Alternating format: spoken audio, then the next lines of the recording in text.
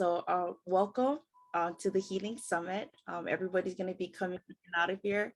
Uh, I'm Deslynn Jaquias. I'm the host of the podcast Healing with Aloha and also the founder on the island of Kauai. I launched this podcast back in 2019. The podcast actually was prompted by the fact that I lost my sister unexpectedly. My sister was in a single car accident and she died literally 11 days after the September 11th, 2001 event.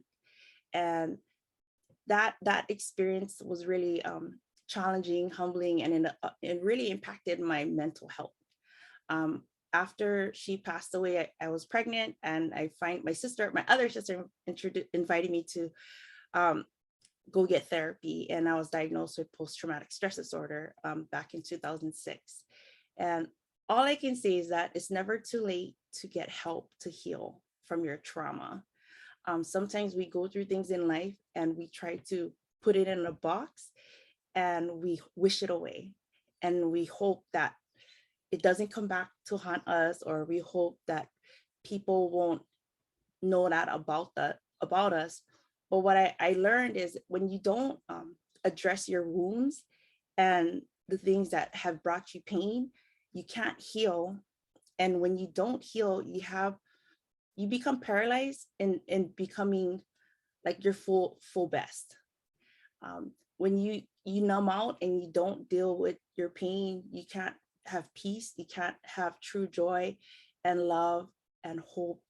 And so through the podcast, I decided to bring hope and healing globally with Aloha.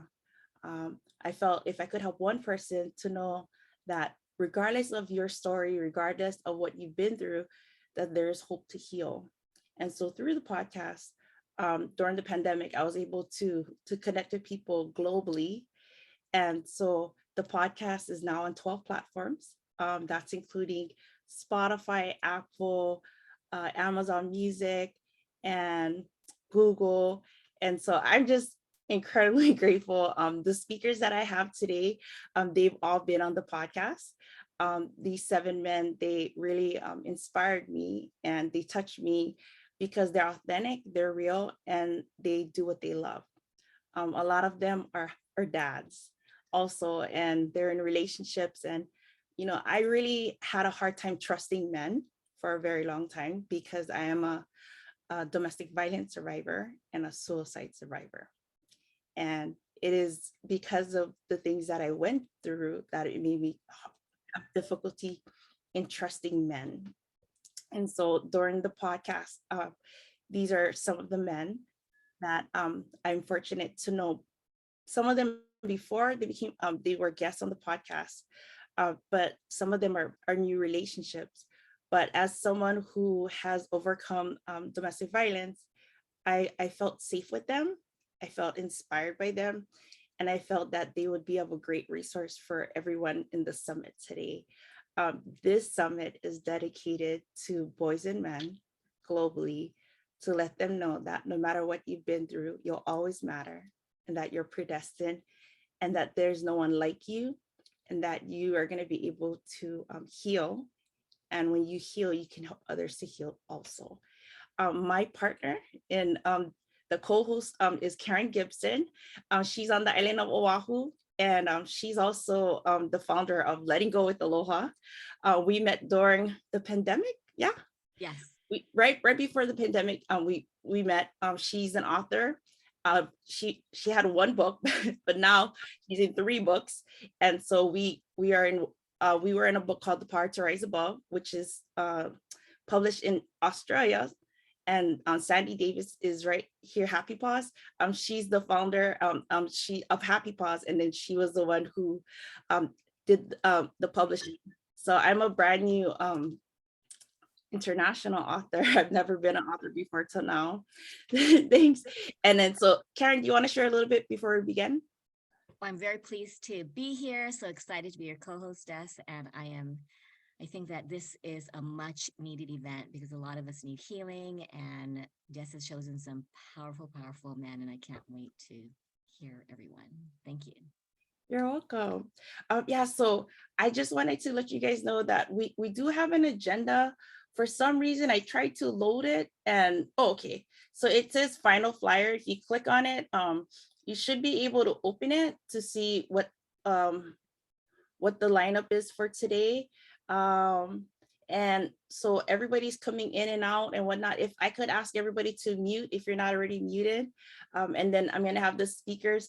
I already have some questions that I'm going to be going over with these with the speakers, but after I go through questions with them and just like an open discussion, this is a more casual thing. Um, every speaker is going to have time for you to ask them questions. And so if there's any questions or feedback to what they shared, you guys are more than welcome to ask them. So what we're going to do is we're going to kick off. We're doing good on time, so I'm excited. And actually, this guy probably would benefit from having more time. And so my first speaker, all the way from Utah, who used to live in Maui, this is Jason Lattis.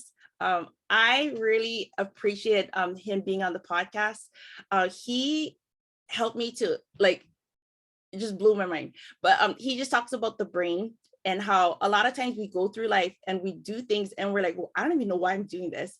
And we get frustrated with ourselves. And so he helped me to really understand how the brain works and how it affects how you go about life. And then also what you can do, tips and tricks, how you can help yourself with anxiety. Because a lot of us get stressed out and we don't know what to do with all that energy and anxiety. And so he explains that. So with further ado, guys, this is Jason Lattis. Hi, Jason. There we go. Hey guys, thanks for having me. You're amazing. Deslynn, aloha, Karen, right on. Sandy, you're amazing. Denise, Reiki, good to see you guys. And nice to meet everybody else on here. Seriously, really cool. Thank you for being here. I look forward to getting to know you guys. I don't know where to start. There's so much, and I have 10 minutes. Where would you like to start? Well, so I wanted you to begin with explaining to people what led you to do what you do now, and maybe you could just tell them, like basically what you've been doing, and what, like, was there an adversity? Like, were there things that occurred early on in your life that led you to do what you do? Well, that's okay. Thank you. That's a perfect lead in because I'm actually going to share some stuff that I've never shared with you guys before. Because the different events we've done have been based around other coaching techniques and things like that. I've been able to, I'll start with, I've been able to see and interact with the human energy field since I was a child. So when I see people and relax my eyes, I can see and interact with the bioenergy around your body. And I've worked with that for years, also as a personal trainer. But the whole time I was living in Maui, I moved there with $500 in my pocket and lived in a bus and showered on the beach. But I guess, Spirit wanted me to have a business. I ended up with one of the biggest adventure companies in Maui that my buddy and I just started from scratch. And I'm going somewhere with this story, but really, as we built our company, we won the Hawaii Ecotourism Award for the entire state. We had all these great accolades, awards. I was on ESPN, the Travel Channel. Great. Wasn't that really nifty? But I was kind of living a lie. And that's something I've never shared with you before. So wow, I didn't expect to get emotional. But the entire time I was that adventure guide on ESPN, I was also living a pretty cancerous, abusive marriage. And yeah, guys don't talk about that. They just don't. And that's what I love about this is we've got a group of guys that are willing to speak from the heart as opposed to the head. And that's what I didn't do because I was supposed to be the adventure monkey on TV and go home to verbal and physical abuse. So yeah, this kind of lights me up. And after moving, because of that, I had spent 10 years building this company in Maui thinking that I built my dream. But because of that marriage, I ended up back in the mainland sold my dream that I just built in Maui, and then reinvested everything I had in real estate because I didn't know what else to do. At that time, what am I going to do in Utah? Well, that was right before the real estate crash. So spent 10 years building this business, living in an abusive marriage, moved to the mainland, reinvested all my money. And then within a 3-year span, real estate crashed. I was holding 10 homes over here. I lost everything financially, followed by a divorce, which, as I look back, losing everything I had financially was probably the best thing that ever happened, because it led with also a divorce, which I would have been stubborn enough to stay in the marriage.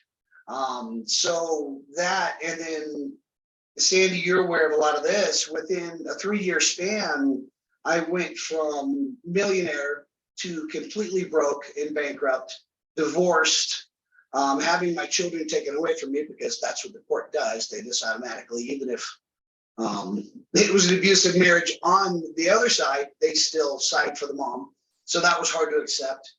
And then my mother got dementia, and within a year she passed away, and I had to manage her. They call it estate, but what little bit she had left, but had to manage that. And then, oh my gosh, where do I go? That was followed up with less than a year later, my sister ending up in the hospital in ICU. And by the time I could get on a plane, she had already passed away. Literally 12 hours, she was gone that fast. So I lost everything I had, a divorce, then my mom, then my sister. Then less than a year later, I lost my dad. So yeah, I can really relate to loss. And that's really what's gotten me into the type of coaching I do now. You notice I do a lot of breath work. I have breath work tutorials and videos on my Instagram site. And it just lights me up when someone messages me and says, oh my gosh, I was so anxious, so depressed. I practiced these techniques and it pulled me out of it. And really, that's what I've learned from my background from biology and coaching and neuroplasticity work, is managing your central nervous system. When we're in danger, we're triggered. Our autonomic nervous system takes over, and our sympathetic nervous system goes to that fight, flight, or freeze, right? And one of the ways you can really see how you're going to respond, or how you have been responding, is how did you used to respond as a child, or traumatic events in the past. Did I run from it? Did I fight? Or did I hide from it and freeze? And that'll really help you look inside to see how you might want to manage your grief.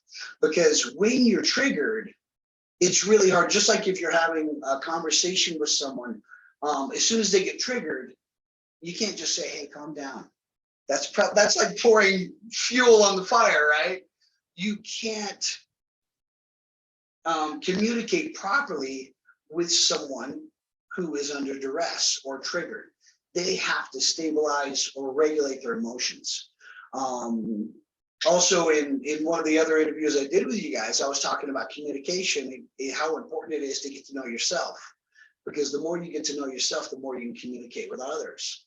Well, understanding other people that I've been coaching really helped me understand myself and go inside. And it took me years, really, to feel regulated after this. As you guys can imagine, moving to the mainland was traumatic enough.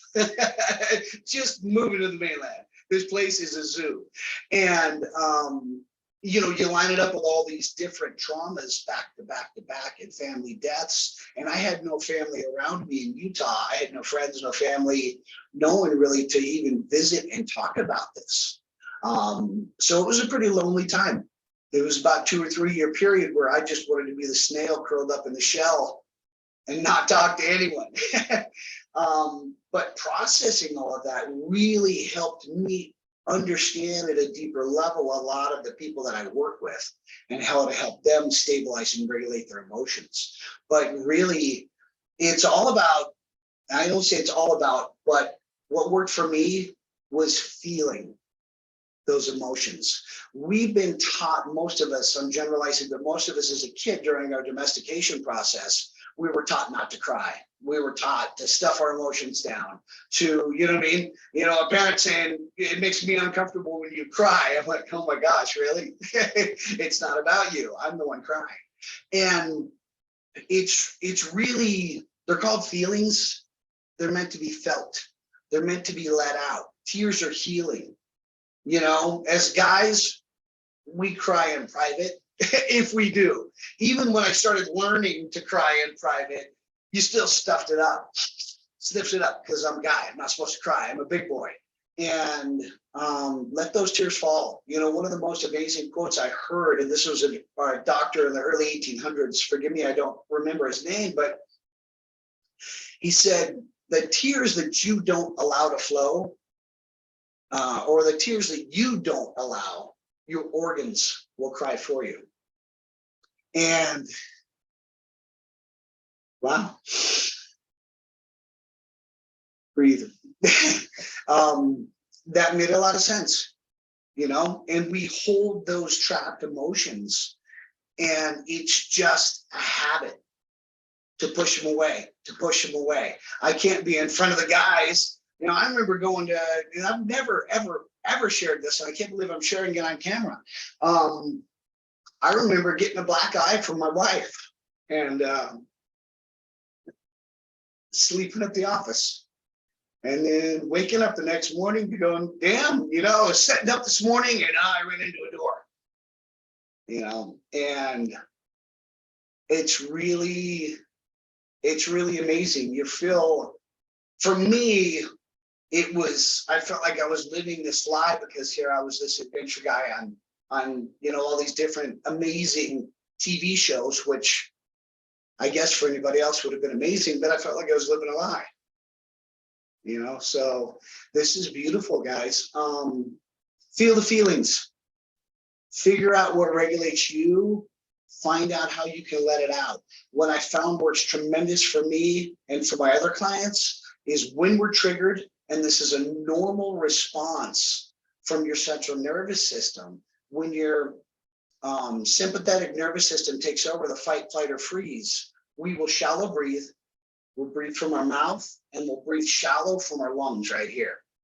And we'll keep it there. And oftentimes you'll catch yourself when you get stressed out. I'm shallow breathing. I'm holding it in because we've been taught to hold it in.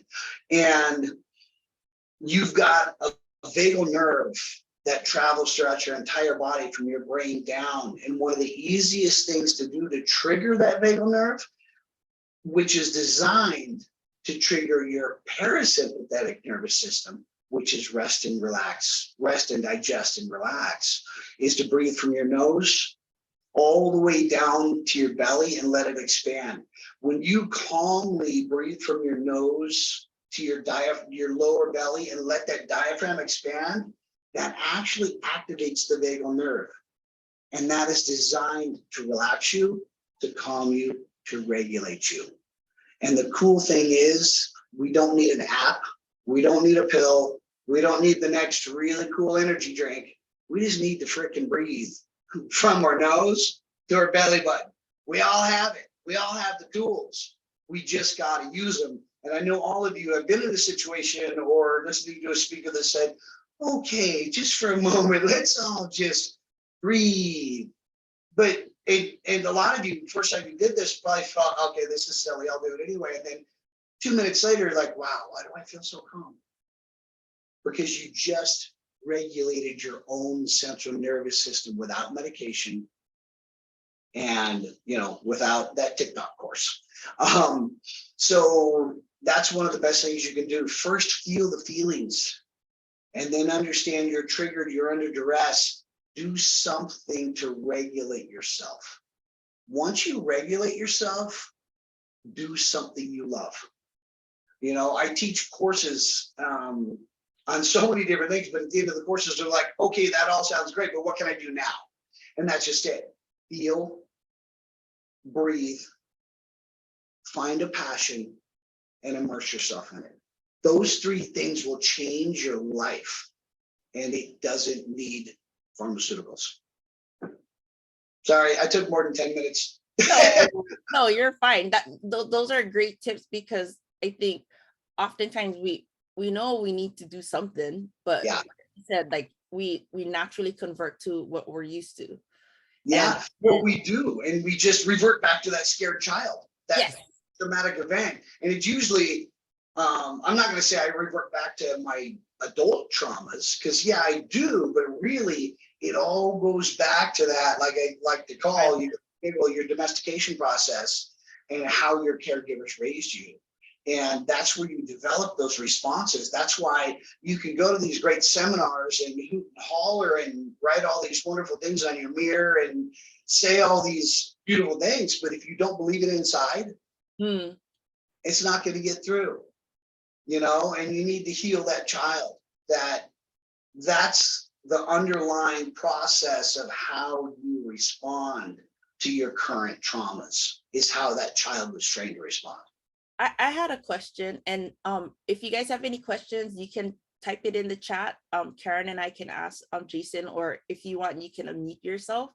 My question is, do you find, because you've been working with a lot of clients for some years now, if they grew up with a parent who's really harsh and mean and abusive, do you find they tend to freeze? Like, what do you notice? Is there a tendency? Yes and no. And I wish I could answer that question with statistics or some kind of study. Oh, okay. Yeah. Every child's different. And when I was doing the parenting summit, I was talking about, you don't want to raise all your children the exact same way or to be just like you. You want them to blossom into their own unique flowers. Well, each one of those flowers is going to respond differently.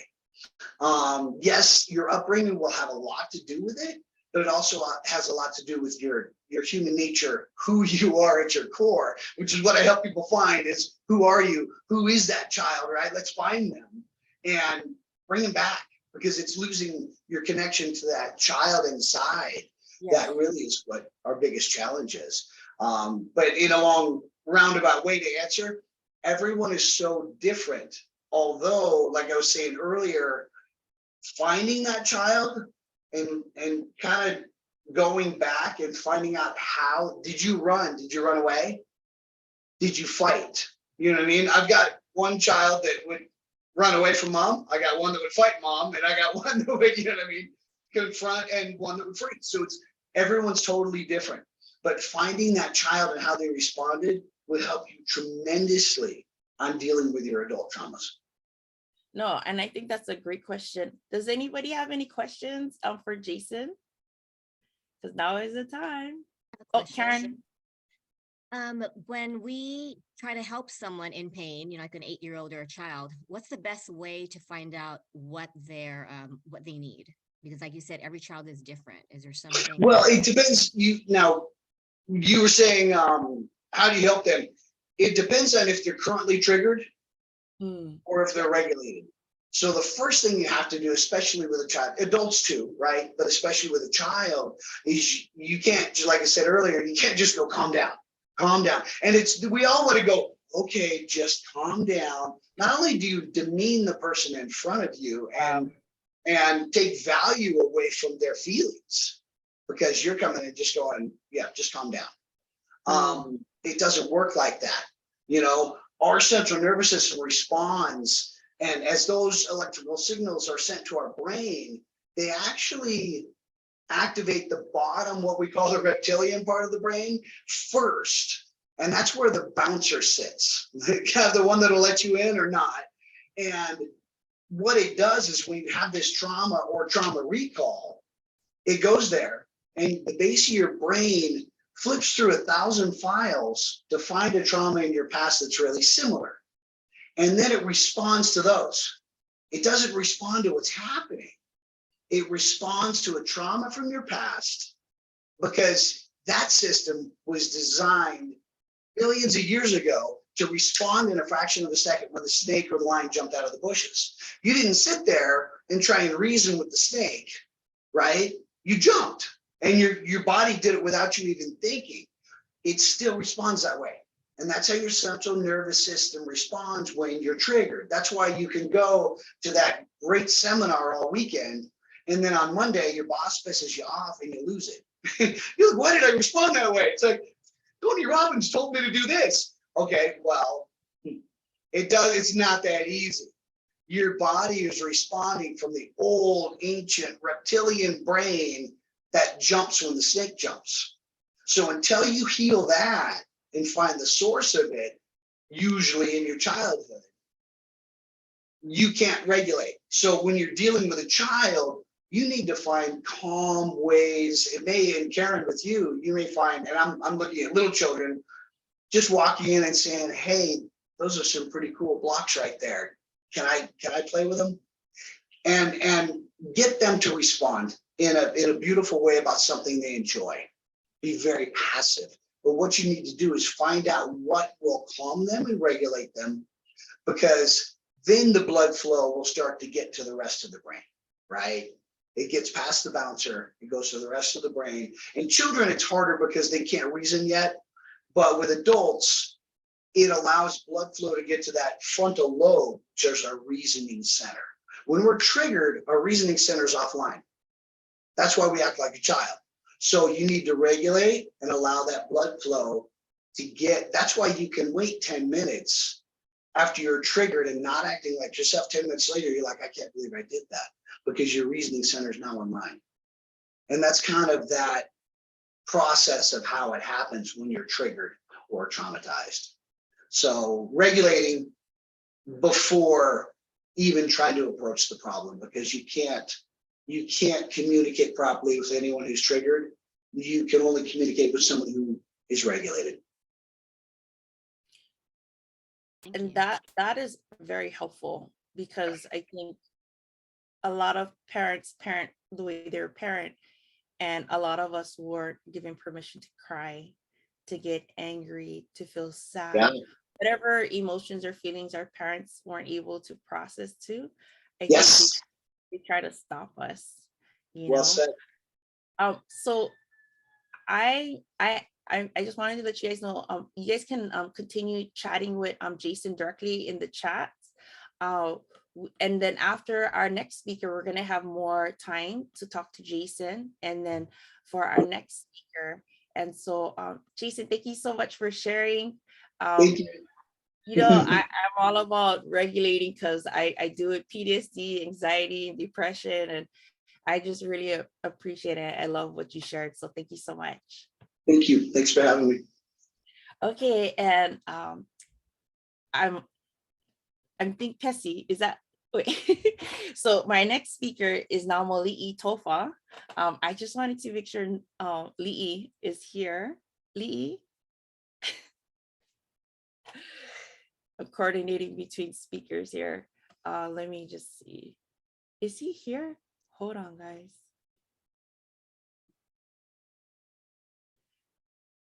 Manu, is Li'i here? Okay. So I'm just waiting for our next speaker. Let me just contact him. So I think, definitely, okay, he's jumping on now. Definitely you guys can, if you're new to Zoom, in the chat, you can directly, on the bottom, it says to, you can control who you comment to. And if you wanted to ask Jason some questions, Jason's gonna have time after Li'i to be able to share more. So you guys can private message him. And then after, when we have 10 more minutes of question and answer, he can answer you guys' questions. So I just wanted to encourage you guys to definitely use your chat. Karen is moderating the chat for us. And so if you wanted to directly go to her to ask questions, also we can do that for you. At any time, guys, you're not obligated to keep your camera on, because there are some things that we talk about, and people, I don't know about you, sometimes when I cry, I don't want people to see me crying. You know what I mean? And so, okay. We're just having a little tech challenges. Li'i's gonna be on here shortly. Yeah, and so it's okay to turn off the screen. nobody's obligated to keep your cameras on. I felt like this is something I told people in the last two summits, because when you heal, when you acknowledge things that you're going through, it's not easy. And for some of us, we weren't given permission to talk about things. And when you finally start talking about it, it can bring up a lot of feelings and emotions that was kind of stuffed away for years. And so I just wanted you guys to know at any time you're more than welcome to turn off your screen. Let's see here. Okay, so Lee is running a little late.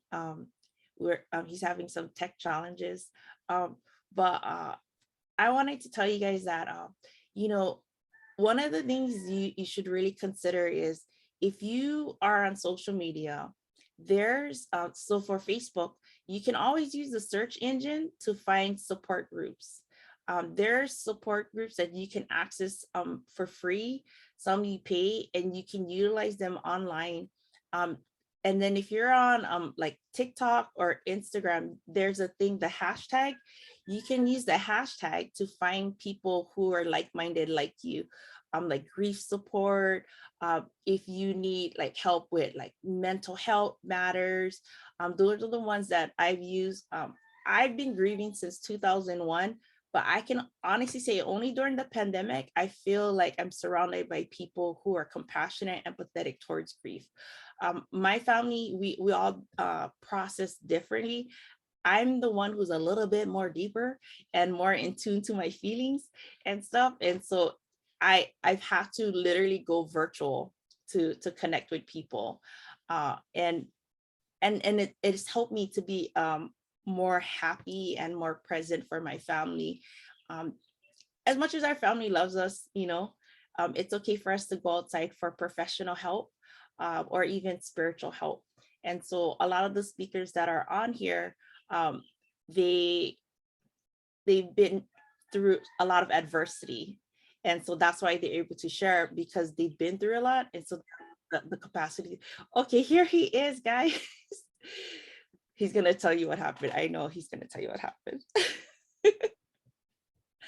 Lee, I know, Manu told me what happened, so it's okay. How are you doing? Where is that? Hi, Lee. Oh, you're on mute. Sorry.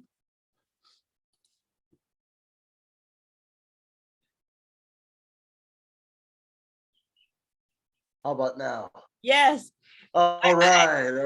So I'm going to introduce you, Lee, and then you can explain what happened, because I know you probably want to tell people what happened. So everybody, this is Namoa Lee Tofa. He's from Utah, originally from California. I was fortunate to have him and Hinano represent their team, Manuscript Films. They were able to have their first film ever last year, called Sosafina. It was the writers, the directors, the actors. It was a 360 of Polynesian Pacifica actors and anybody that touched hands onto the making of this movie. Another movie that was anywhere close to what they did was 1992 with all Polynesians. And that was in New Zealand, and it was called Once Were Warriors. I don't know if you guys ever heard of that movie. So he is one of the film writers. He took a turn in his career into doing film because he was into music. The reason why I wanted him to come and share is he's been through a lot and he's really humble. He just wants to see people thrive and to know that your story has meaning and purpose. And that is what he has a lot of passion for. And so without further ado, guys, this is Lee. Hi, Lee. Hello, everybody. How's everybody doing? All you beautiful people, thank you very much for tuning in as well. Thank you. Yeah, my name is Namoa Lee, full name, but you guys can call me Lee, last name Tofa. I'm a script writer, music producer, and a music composer as well. Lee, you doing okay? I heard that you guys had a power outage. Yeah, I wanted to skip that, but I was like, so embarrassed right now. I was like, yeah, I was like, we had to figure it out. What's going on here? I just had the camera set up and like, the power just went out. And he just came, he was like, what happened? So I was like, oh, hold up, man. He said, hey, we can't have anybody waiting, man. We got to get back on. I said, yeah, get the power back on. Where's it? Everything is like it goes so well. I woke up early in this morning and it's get ready to everything, ready prepared. And I was like, man, what happened now? It's like something always got to happen, right? When something goes good, always something happens. But we're good You know, though. We're good. Lee, just so you want to laugh is so Karen had a parent summit 2 years ago, and literally Uh-huh. on her island the Wi-Fi went down. Oh The no. Yeah, and that's never happened. And my first workshop, somebody was in charge of the Zoom in San Diego, and the whole area in San Diego locked down, like there was no Wi-Fi. So Wow. yeah, don't Uh, worry, we'll just make sure you're memorable. yeah. Yeah, it's like what else happened there? Yeah, so Yeah. that's okay. So Lee, I'm really excited to have you here.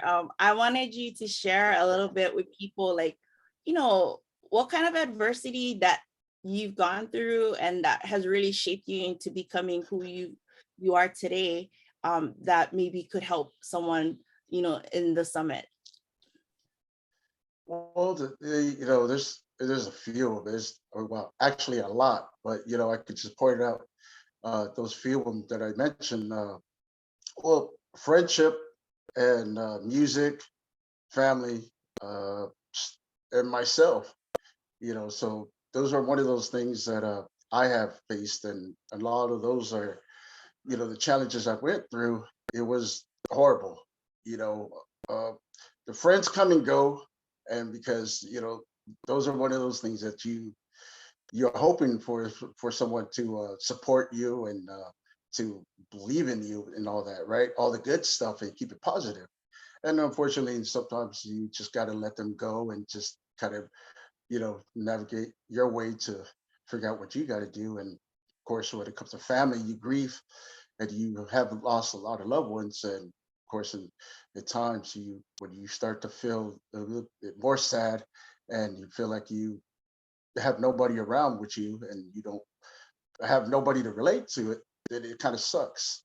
So those are one of those things. And my father, like I said, passed away, and I don't want to be tearing up already, but it's one of those things that you just gotta kind of figure it out and try to be strong and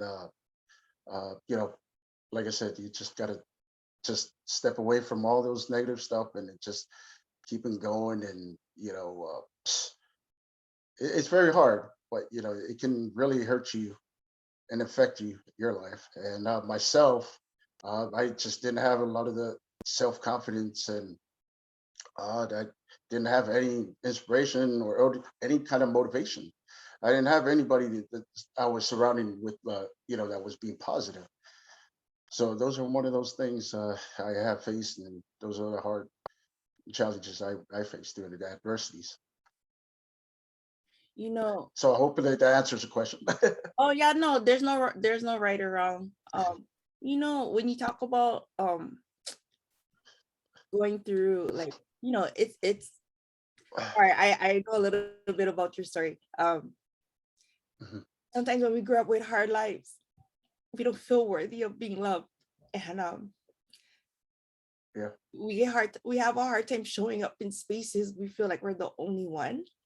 You know, can you share with people how you've learned to push past your fears of people judging you or thinking like you're not good enough, especially like if you said, like, if you grew up in a family where there wasn't a lot of positive things. Like, I grew up where the police came to my house, and Mm. I grew up with people who were addicts and alcoholics and stuff. But how did you find the strength to keep going, even when you, like you said, like, you didn't have a lot of positive role models? Uh, yeah, that's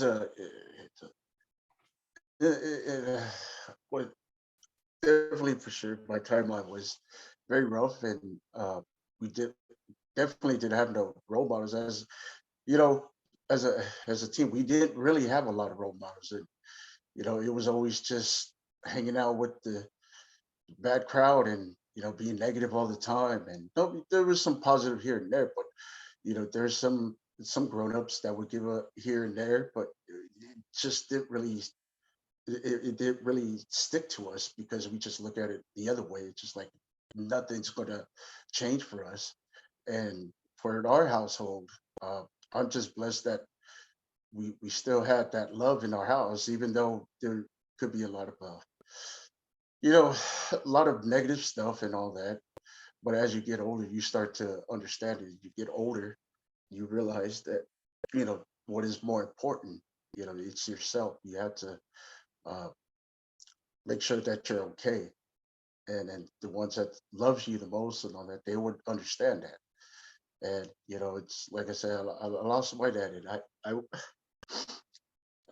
you know I wish that he was around to see this, because you know a lot of things could have been worse, and I wouldn't be here today to talk to you about my story and share some of the experiences. And I'm just grateful that that I'm here today to share that. And I wish, like that. I know it sounds kind of cliche and all that, but I wish we can go back in time to do better and listen to some of the things my dad taught me. And I wish I took the opportunities. There was a lot out there, and running with all these uh, negative people that I was surrounded with, that I didn't benefit nothing out of it. And he was totally right. None of these things are going to happen for you. If you keep doing what you're doing, you're going to end up either jail, dead, or probably homeless on the street. You don't know what you're going to be doing. What are you going to do when I leave? What are you going to do when your mom leaves? When your siblings are not there? That's it. What do you do? So I think it's very important to have your time for yourself, to you know to take a step back and breathe, and grieve for your loved ones, and whatever you're troubling, and all that, and hopefully you can heal from that. So that's my take on that. Yeah. Um, I know music. We had a good talk, you and Yeah, I, impromptu. yeah. We're live together. Can you explain to people why music has been very instrumental in your healing and just navigating you even into going into the direction of film? Yeah, that's and again, that's another depressing time too as well. But even though we had some great moments and great times here and there, but it really shut us down big time, because that's what we were pursuing. That was our dreams, and our goals was to give back once we make it. Everybody talks about, you're going to become a music producer or a musician and all this, and it's great. You can follow your dreams, but the reality is that the conversation you're going to have is negative feedback, where they say you should just not quit your day job, be normal just like everybody else. It's not going to happen. You don't have that gift and that talent. And so that really shut us down, because we didn't have a lot of support. And and it's very sad that what people say they do, and you don't get that. And especially if it's on your own. And I'm not gonna throw no tantrum or anything like that against anybody else that's by us, surrounded by us in our city, but nothing but love. But we just gotta understand that these things will happen to you. And we just decided to, shut down and just kind of cool off, and to figure out and regroup. And sure enough, that day we just, had that meal, just to cool off. And after the studio was shut down, and Mauso Manu just decided to say, "Hey, what do you guys think about getting a film game?" That cheers up. It's not the end of the world, So why not? So we just got into it from there. So leading into the film, you guys just were able to release your very first movie, So Safina, and it took a lot of sacrifice, perseverance, a lot of money relocating to New Zealand and coming back during the COVID before they closed the borders. How to, like, what is your take now that it's it's reality for the team. Um, like, how do you feel now? Because a lot of times people see the result, but they don't understand the adversity and the struggles that come with it. Yeah, I, we're just grateful that it happened. It's just like I know it took a amount of times and months and effort and years for it. But now that it's out and virtual, and we had two premieres, I think it was a great feeling that we did that as a team together, and we were just blessed to have a team that was so uh, true to themselves and committed to keep it going. Because otherwise, if it was that, the COVID, the shutdown, we could have just, separated and just not doing anything at all. But we just believed in our craft, and we just believed that we can share the world at what we have. So I think it's a great feeling that we have that solid team to keep it going, and it truly inspired us each other to do well. We'll hopefully continue that. Yeah, no. One of the things Hinano had shared in the last healing summit, and I'm sure you could expand upon it, through you guys going live on TikTok and being on podcasts and whatnot, you guys found that a lot of people came forward and talked to you guys about their mental health and mental illnesses. And even though that's not what you guys do, you guys are able to help connect people, even jump off of lives to be there to talk through people. Can you share with people a little bit about that? Yeah. Uh, I gotta tell you this. TikTok is like that platform for everybody to jump on, right? And just have fun and discussions. And I think it's great. You find so many different, platforms that you can jump in. So when we went to live on TikTok, I didn't know what to expect. So all these people were giving us feedback that they have heard about the movie or they have seen the trailer and they're not sure about this and that. And when they jumped on, you know, they just got comfortable with us talking about it, because a lot of the topics that was in the discussion was about molestation, the rape, and the drugs, gang affiliation, and whatnot. Everything relates to a lot of these issues that people are dealing with every day. So that made I guess you could say, more impact and more motivated for them to watch and take that. Hopefully they take that with them and they could just share it with the rest that has not seen it. And for the ones that have seen it, they gave us the love and support. And they thought it was great, and it was a good message, because uh, there is no movie like this or any discussions that we have in a long time. And a lot of people are afraid about that and to share. So I think that's one of those great things of that. Yeah, you guys basically in one movie did a total 360 on what could happen in a person's life. You know what I mean? Like from grief to struggles, to starting all over again, to relationships, education. Like you guys did a total 360, and it was really Mhm. inspiring. But like you said, people often assume based upon a trailer what a movie's about. And when you actually watch it, you're like, oh, okay. And although it was Polynesians, one of the things that people were telling you guys, that it was relatable to everybody. It wasn't just, although the actors were Polynesians, it was relatable to all ethnicities, right? Did you want to expand on that? Yeah, uh, like you said, the difference on the ethnicities, that there's a lot of them that all come to they all came together on TikTok, and then just explaining how they came about. It's like, I'm not even Polynesian, but I watched your movie, and there was a few of them, they're natives, and I do remember having a conversation with them, and they talked about, well, this particular guy, he talked about it. He said he loved the movie, and he pointed out it reminded him of Once for Warriors.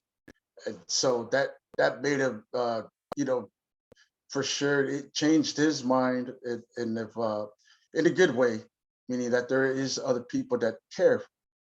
And that it relates to him. And so we all, it's a universal thing. I know this is a universal thing, but for in our culture and our people, it's never been talked about and never been shared.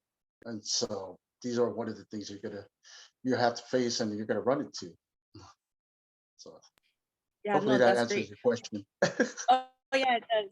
Does anybody have any questions for Lee? Whether it's relating to creating a movie, to music, or like dealing with adversity, or any feedback? Does anybody want to share? Jason?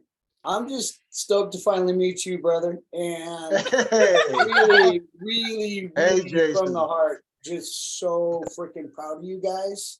Seriously, for what you did. I know there was an adversity, and that's just a word, but you're feeling it at a visceral level in your body when I say that, what you went through to make this happen. And that's huge.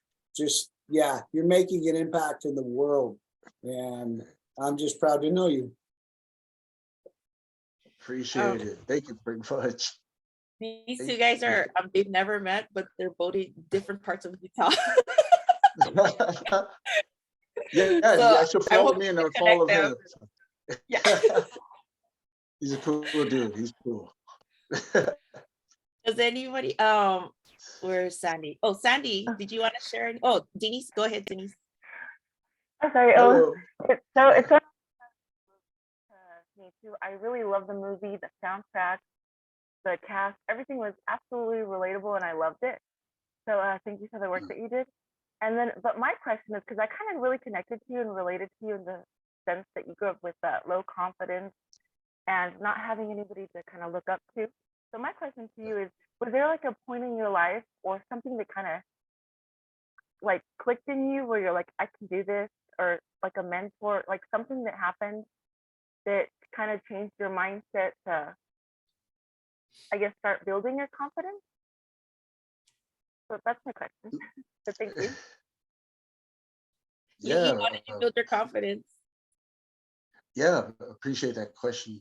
And you see, well, yeah, it took a long time for me to figure that out. And when that day came, I I knew I had the talent and I knew what I wanted to do. So that's one of those things I thought about. My thought process was that. And I was like, I don't want to give that up. So I do this thing, and a lot of people would say this is weird and all this.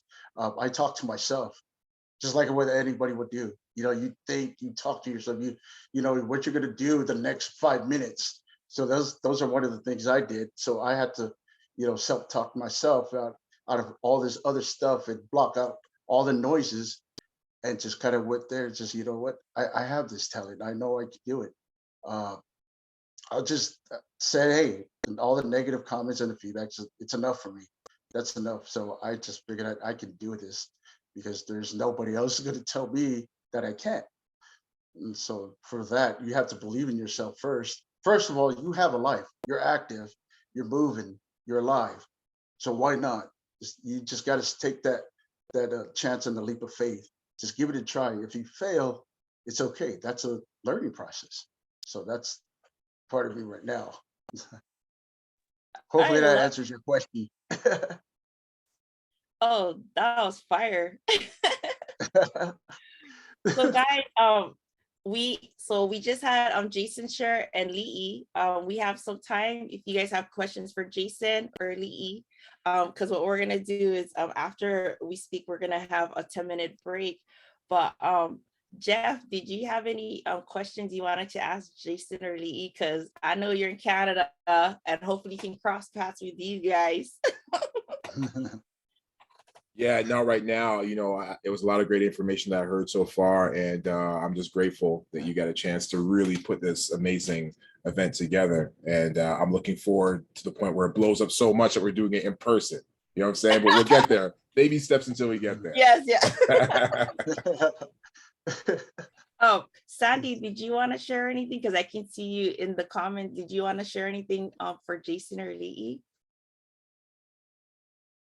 Oh, you gotta unmute.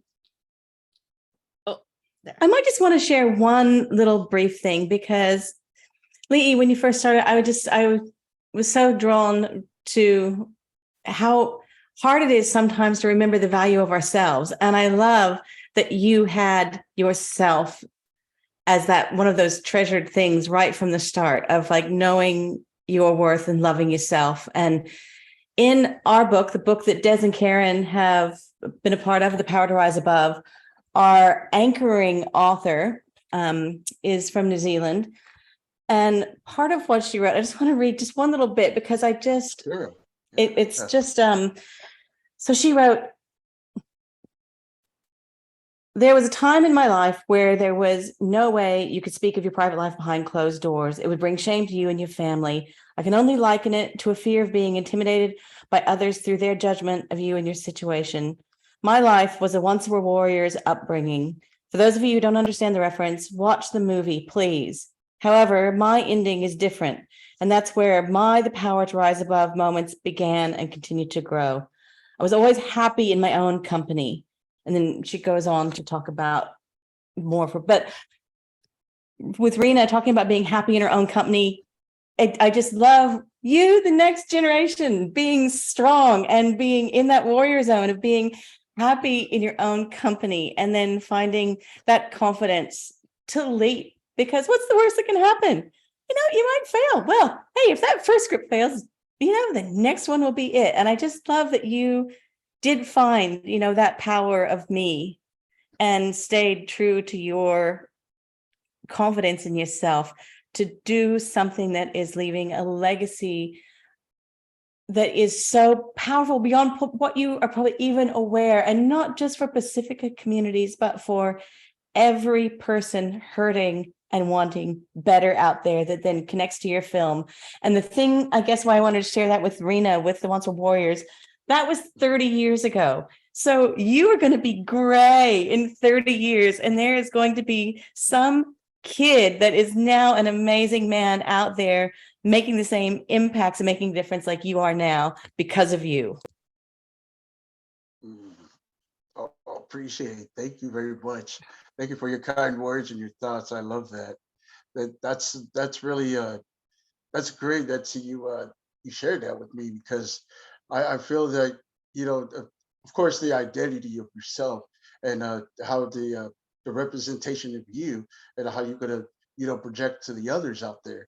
You know, yes, you can love yourself and have that self-confidence and all that, but our purpose here is like, when we create a film, what are you gonna share? What is the story here? Not only just the story, but the messages and the lessons, because we all need that. We have to have that learning and understanding from each other, and not everybody's gonna agree what we're, you know, sharing, and it's fine, it's okay. But maybe in time, when somebody will look back at it and say, you know what, I never thought about that. You know, everybody's perspective is different. Your point of view, it differs than mine, and it's fine, it's okay, because everybody's mindset is different, and it's okay. That's how it brings everybody together. You know, so I look at it both ways. So I love that, and I appreciate that. And for the next generation, I hope to, and I said this multiple times, before I leave this earth, I would love to leave opportunities for them, the next generation to come, so they can pass down the torch to the next one. You know, so that's where, you know, we have that one of our top of our list well, before we're gone. So appreciate that. Thank you. You're welcome. Jason, you want to add? We're gonna move into Jeff, right? Not to sidetrack my brother, but your room behind you is full of family and ancestors right now. Oh, Thought I'd share that. They're all gathered in your room behind you right now. Oh, appreciate it, man. Thank you.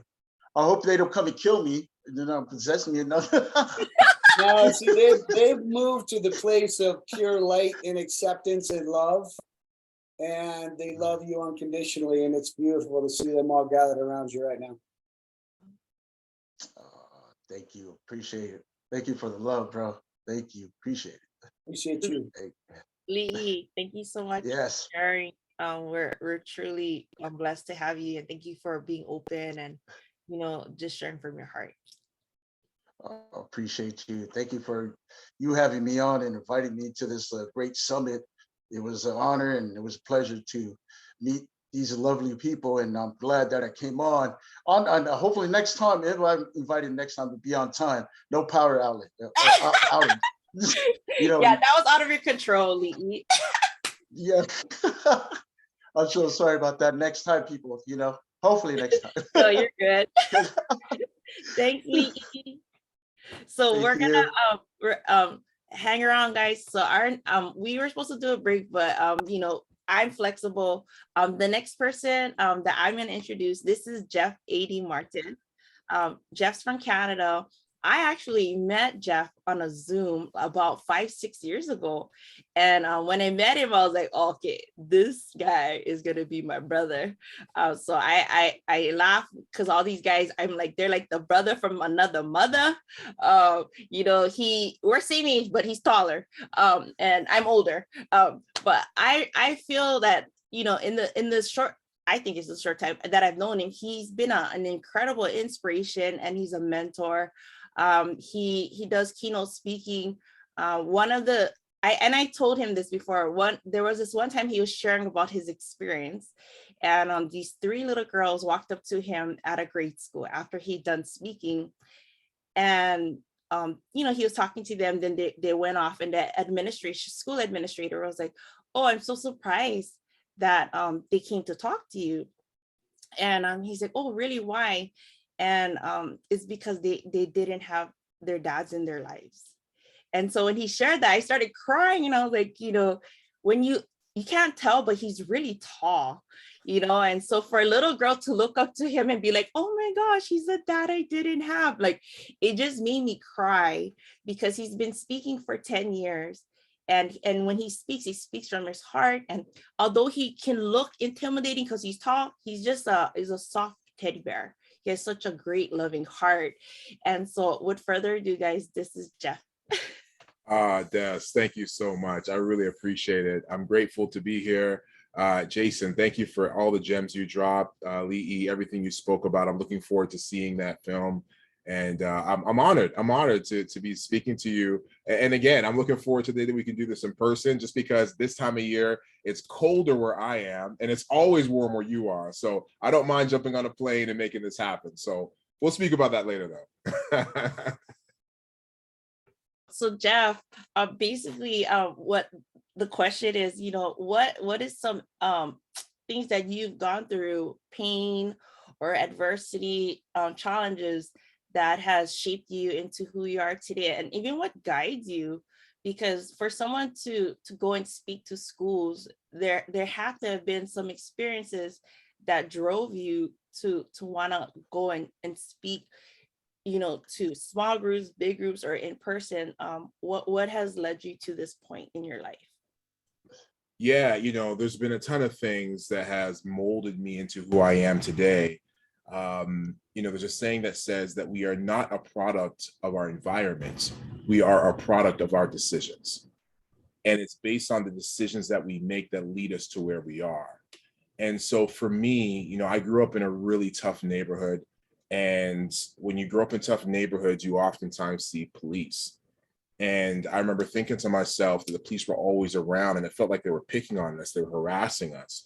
And I remember thinking to myself, how amazing would it be if somebody actually had that type of position, but used it to help the young people to become better? And so as I grew up and was trying to figure out my path in life and what direction I wanted to go in, I decided I was going to take that route. And so eventually I signed up, I pushed and fought, but eventually I became that police officer, and I'm still active to this day. And, just within days of graduating from police college, I had something happen to myself and my family. I received a phone call just in the morning one day. And when I answered, it was a cousin of mine. And in tears, she was broken and telling me that one of my cousins, Omar, was murdered. And so here I was, one side of me that just promised to protect and serve. But the other half of me wanted to go out there and find the people who did this to my cousin. And it was a struggle that I went through for quite a long time in terms of how I'm going to navigate through this. my family looking at me as this brand new police officer, and I should be doing something about it. And I don't know what's going on. I'm brand new. And, it was a lot of emotions happening, but it was through a conversation that I had with somebody who reminded me that no matter what we face in life, no matter how hard it is, how difficult it is, that we always get a chance to choose. And it was through that conversation, that in-depth conversation, that I really understood that we as human beings always have an energy, but we get to choose how we're going to put that energy into the world. And so when things happen to us, there is no emotion to it. We are the ones that put emotion to it. And so there was one part of me that said to myself, yeah, I can go out there and handle my business. I can go out there and find the people who did this to my cousin and do the same thing to them. But then I'd be sitting in jail and I'd just be another statistic. But I recognized that I could take that energy and spin it another way to do something positive in the world.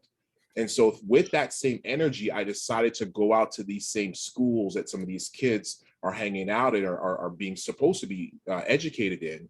And I'm having deeper conversations with them to remind them, to let them know that there's other decisions that can be made, that you don't have to pick up a gun, that you don't have to sell drugs, that you don't have to become pregnant at an early age to find love, that you don't have to drop out of school. And so it was through the situation that happened with my cousin Omar that led me to where I am today. And so, of course, I would love to turn back the hands of time and bring back my cousins, but we know that life doesn't work that way. But again, what I recognize is that through the energy that we put out, we get an opportunity to decide what we want to do in life, decide how we're going to react to situations, decide how I'm going to wake up in the morning and what I'm going to do with the day that I'm given and the impact that I'm going to have. And so, one of the things I always say is, for me personally, I don't need to have my name in lights. I don't need to, it'd be nice one day to see, in Hollywood, Jeff Martin, Jeff A.D. Martin, it'd be nice. But for the most part, like, I don't need that. But the thing is that we all have an opportunity to leave something in this world, even without having your name in lights. So, for example, I don't know who invented carpet. I don't know who invented the chair. If you Google some of these things, you might find names attached to them. But for the most part, like, I don't know who invented, a bottle of water, but the essence of who they were is still here. The essence of who they were is still here. And so I believe that when we go forward in life, the decisions that we make, it's thinking about, how can I leave the essence, my mark, my legacy in this world? It's not about my name being left. It's the fact that I was here. What legacy can I leave that's going to impact the generations to come? And so this is what has me on my path today of really going out there. And I do a lot of, I speak a lot of to schools, but I do a lot of organizations as well. And just really trying to make an impact and leave my essence while I'm still here, while my heart is still beating. I had a question. Who's been your biggest heroes on this journey, or since you were growing up? Who's been your biggest heroes? Yeah, I mean, I could easily tell you that it's been the Martin Luther Kings, the Nelson Mandelas, the people who have made such a tremendous impact, and they definitely have been distant heroes for me. As a speaker, there's been a lot of speakers as well who has been that distant hero for me. But I do have to say that my main hero has been my parents, particularly my father, my father was always a giver. My father is that person that he goes to church and he has a bunch of extra loaves of bread. He has a bunch of extra drinks and he's giving it out to those kids at, after church, and those kids are loving him. And that's where I get it from. And that's what has been modeled for me. And I have taken it to another scale where I'm fortunate and lucky enough to be traveling and speaking and giving out that way. But if it wasn't for my father pouring into me, then I wouldn't be who I am today. So I'm hoping and praying that my children, I have 3 boys, I'm praying that they see what I do, and who knows where they're going to take it. Maybe they'll travel to Mars and talk to some Martians on Mars. Who knows? I don't know. But, the world is open, because I think it's so important that when we can see what we can achieve, we can be such an example for the next generation. And that's exactly what I want to be, how my father was an example for me. That's awesome. And I wanted to also ask you, I know you've been speaking, but one of the things that I admire is how you collaboratively created some illustration books, and how you did have a podcast. And because of your, you've been between being a father, you have 3 kids and you're a husband, and you work full time, and then you do the tour. Can you explain to people why it was crucial for you to do a collaborative effort with your illustration books? Yeah, Professionals. Yeah, so I do have a couple of books. The illustration book is meant to inspire young Canadian children. I do have another book that is myself and authors who did collaborate to come together. We all wrote one chapter, and it's myself and 9 other men, so 10 of us, and it's called New Me. And again, the intent is really to try to show other men that it's okay to struggle, it's okay to fall down, but what's more important is how you stand up. It's very easy to see success. You turn the TV on, you turn the radio on, you hear Beyonce singing, you see Brad Pitt who's acting, you see success. It's very easy to find success. But what I don't see is that time that Beyonce cracked that note when she was 3 years old. What I don't see is when Kevin Hart got booed off stage. What I don't see is those examples of the failure along the process and how they got back up. And so it's really important for us to recognize that although we do see that success, everybody has a story of how they got there. And so it's important that we never compare our chapter 1 to someone else's chapter 10. I will never sing like Beyonce, but I can sing like myself. And perhaps if I put the time and effort in like she has, perhaps I can get to a certain level as well. And so, at the end of the day, it's important again for us to recognize that along our path, along our journey, there's going to be times that we're going to fall down. But again, when we fall down, what do we do to get back up? What time and effort and energy are we putting in to get back up? Because it's in the getting back up that's going to make you resilient. It's in the getting back up that's going to make you successful. And so I think that's really important. So that's the book that we have in terms of the collaboration piece. No, and I love it. And I think, one of the things that people need to realize, if it's on your heart to do something, do it. I know it was an idea for you, and then you guys made it become like a reality. So I wanted to see, since Jeff is here, does anybody have any questions or feedback you guys would like to share with Jeff? Because like I said, I've been fortunate to know him almost 6 years now. But if anybody had any feedback or questions, Karen? Yes, I have a question. I remember the powerful statement that Jeff said during my interview with him was when he told his son, I've never parented, right? A 9-year-old. I've never parented. And I thought a lot of parents recently, a lot of moms have said, but I feel like I should have it together. I feel like I should present this strength, especially if they're going through hard times. I can't show my weakness. I have to hide when I cry. What is your advice to parents to let them know that it's okay for their kids to see them cry? How do we pass that on? Yeah, that's a great Karen question. Again, it's good to see you, Karen. When it comes down to it, some of us don't see it, but when we were being raised by our parents, we probably didn't recognize it, but we were watching our parents grow up at the same time that we were growing up. And so we saw them as a Superman and Superwoman, but they were raising themselves. They were growing up themselves. How do I know this? Because I got kids and I'm growing up myself. You know what I'm saying? I'm learning new things every day. I have messed up time and time again. And my kids see me as Superman, but I'm learning and I'm messing up. I'm having struggles. There's times I'm having a tough time. And so I think it's really important, as you spoke about, to show our children our vulnerability. And what does that mean? Our children, as I referred to earlier, our children see us as Superman and Superwoman. They see us as that individual who can do no wrong. But Superman had 2 sides to him. He also had the Clark Kent. And the Clark Kent was vulnerable. The Clark Kent wore glasses, so he couldn't really see well. The Clark Kent, he liked Lois Lane, but he didn't know how to put the words together to tell her. He was vulnerable. There was times that he was portrayed as even weak. And I think it's important for us to show our children that side of us as well, because then our children can recognize that there can be a whole us, there can be a whole me, not just the Superman or Superwoman me, but the vulnerable side of me as well. We as a society, we as men, oftentimes as well, we shy away from vulnerability. But all the greatest things in life have come through vulnerability. Your favorite movies, your favorite actor, every day they go on that screen, they're being vulnerable.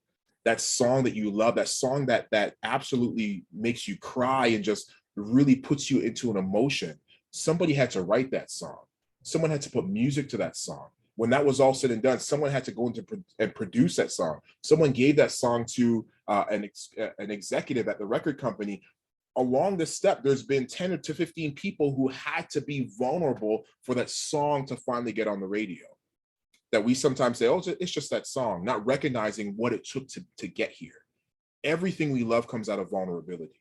And so, yes, we need to show our children, we need to show our spouses, we need to, as me as a man, has to show other men.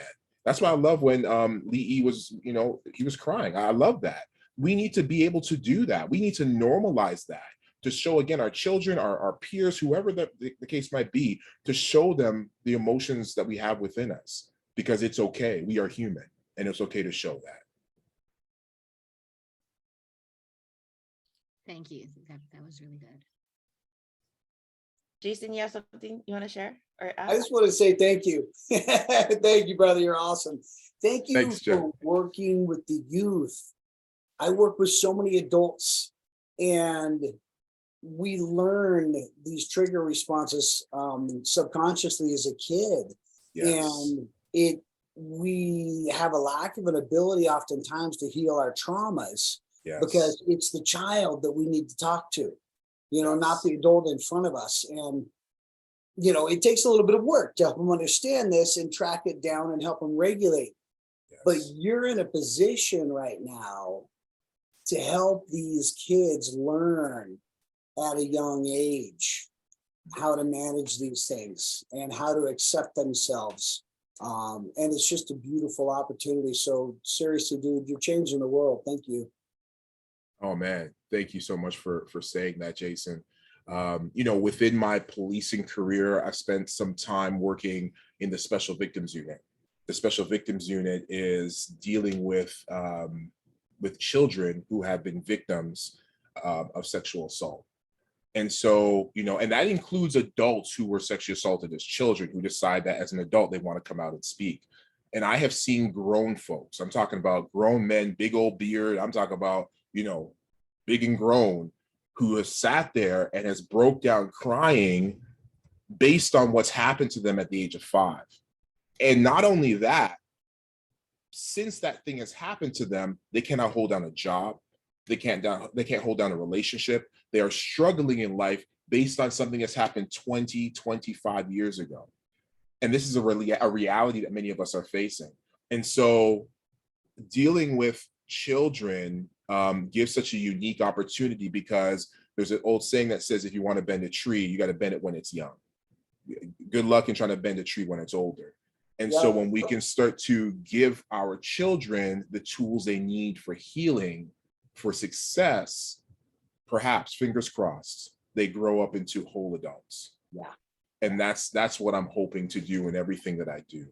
So I commend you, Jason, because working with adults, I love it, because adults will put things into action a lot of times, where sometimes kids are like, but at the same time, you are doing the work that needs to be done. So I give you a planting those seeds while they're fertile. Good job, brother. Thank you. Thank you so much. Cool. Well, Jeff, thank you so much for sharing. If you can hang around after our next speaker, we can ask questions, or if people have questions, you can send to Jeff. Jeff and Jason and Lee, if you guys want to put your email in the chat, or like your website, what is the best way for people to connect you? That would be awesome. But thank you so much, Jeff. I'm gonna go on to our next speaker. Please disregard, someone's horn is going off. I don't even know what's going on outside my house. So the next speaker, we are both from the island of Kauai. It's one of the oldest Hawaiian islands. We come from a town called Hanamalo. So where we're from, there's a lot of immigrants. I'm my great grandparents immigrated to here, and so did his family from the Philippines. And I was just telling him a little bit about my story, but we come from a place where most people don't expect us to achieve a lot. If you say, oh, what town are you from, and you say ours, people don't think, oh, great things come out of our town. And it's just we just have a great reputation, you know what I mean? But I'm really fired up to have Derek. We call each other like, oh, this is my homie kind of thing, because we just love to vibe with things. Derek has found a way to do something he enjoyed as a child. He started off doodling and drawing, and now he's created a brand, and it's called 7 Sketches. And so with further ado, guys, this is Derek Fabian. What's up, everybody? Thank you so much, Des, for having me. Yeah, that's how I You're represent. Thanks, Derek. I know between working your day job and traveling to Comic Cons and doing different projects with Hawaiian Airlines, 7-Eleven, Slurpee, and whatnot. I know I was laughing. I said, I'm so glad to have him. It's like finding a Pokemon, because he's always on the go. So Derek, can you share a little bit, with people, like what inspired you to do this? Because you've been doodling and drawing your whole life. What was the part that made you take a leap? Because it takes confidence and it takes courage, because it's vulnerable, right? Because we talk about your characters, it's more than just a character. Can you share a little bit about that? Yeah, so I guess the turning point for me, where I felt like inspired to like do something with my art. It happened at this event called Powwow Hawaii. So it's an annual mural festival that happens. It's all over the world too, but it originated from Hawaii.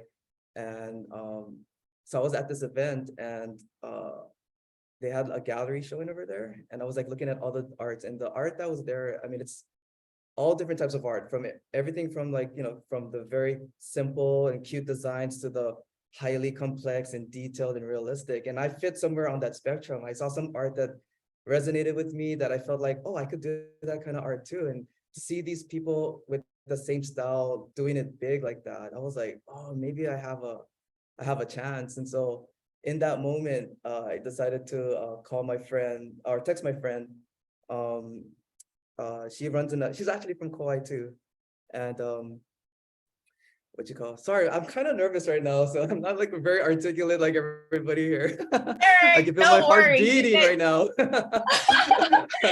No, Derek, you be talking about art, because the reason why be on the summit, I wanted people to know you guys need to do stuff. A lot of people go through life and they don't think about what they enjoy in life. They don't love things. They just go through life and they're mad, they're frustrated, irritated. So some of the speakers, they're going to talk about mental health. They're going to talk about regulating your emotions and whatnot. But for you, art has been what has been your prevention with your mental health, right? So explain to them why you love what you do.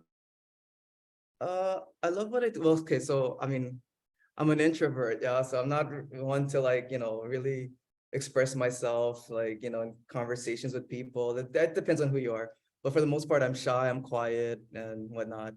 So for the first time in college, I felt like it was through my art, through my comics, one thing I was able to express was my humor. So that's something I'm very shy about. I'm not the class clown or whatever, but when I'm amongst my really good friends, like, I like to make jokes and stuff like that, but people outside that like just know me for being really quiet and shy. And then I felt like my art as a comic strip at the university that was like my way of like letting people know a little bit about, my personality, my sense of humor and whatnot. So that's one of the reasons why I like art. I get to tell stories through my art. Well, no, yeah. So one of the things we were talking about is you're classic. You said, oh, I'm an introvert. Like you just like to cruise by yourself and do your own thing. Yeah. And in the process of being an artist and coming out with 7 sketches, you have to meet people at events. Yeah. Yeah, can you explain to them what you've learned along this journey? Like, aren't you glad you do it? No, totally. So like that's what helped me. One of the reasons that held me back from putting myself out there for the longest time doing events, because I didn't want to sit there at my booth and have to converse with people because I was shy. And then I have low self-esteem. So like I already like saw myself like being at the booth and just twiddling my thumbs as people just pass me by and not really care about my art. So all of that was going through my mind. I'm like, yeah, I don't think I want to like, do events, if not for like my friends like really pushing me, encouraging me, and then being inspired in that one particular event I was talking about, I would not have done it. But when I actually did it and I started like talking to people and connecting with people, it made me appreciate my art on another level, knowing that other people liked my work too, and they loved it and they also could relate to it. And so I enjoyed like connecting with people like that and people that had the same interests as me. So that's like, yeah, definitely like one of the beautiful things about doing art is sharing it, in public like that. I don't know what's going on with my neighbor. The horn is still going off. Um, so, I have one of your fans, Jessica. She finally got a chance to meet you, and Hey, Jessica. I've seen him at Comic-Con. So he's a shy person, guys, but his fans, they literally light up. They're like, oh, 7 sketches, and I'm like, oh my gosh, that is so cool. But one of the things I wanted you to share is there's opportunities that doors have opened for you, with collaboration with companies and whatnot. Like, how do you have the confidence to go for it? Because sometimes people close doors because they fear they're not ready. Oh. How do you break through the insecurity or the self-doubt that you have? Oh, that's a good question. I can think of a few moments. Oh, like for example, like with powwow, like that's uh I was invited to, be one of the mural artists. And that's, when I was invited to do it, I was super excited, but at the same time, I was really nervous too, because I didn't feel like I was good enough, I didn't feel like I deserved it.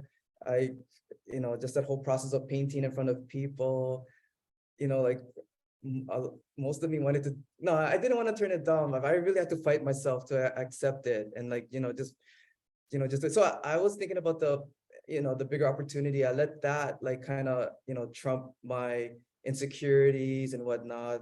And just kind of like, I tried to think about like, what if I did say no, like I might regret it for the rest of my life. So like, and then I tried to like, like I was having too much expectations on myself. Like I had to come out swinging and, hitting home runs. I'm like what Jeff was saying earlier, like, you know, a lot of the people I look up to, like when I hear their stories, they didn't come out like that, right? They had to build their way up there. And so like, you know, reminding myself like not everybody like just comes out the womb and it starts killing it, like it takes a while for them to get there, lots of experience and whatnot. And so I just had to say that to myself. And then just knowing that I might regret if I say no to this opportunity like this. And I knew that would be good for me. So it's like, I just go for it. And, if you fail, I mean, it's a learning experience, but I was more excited than anything.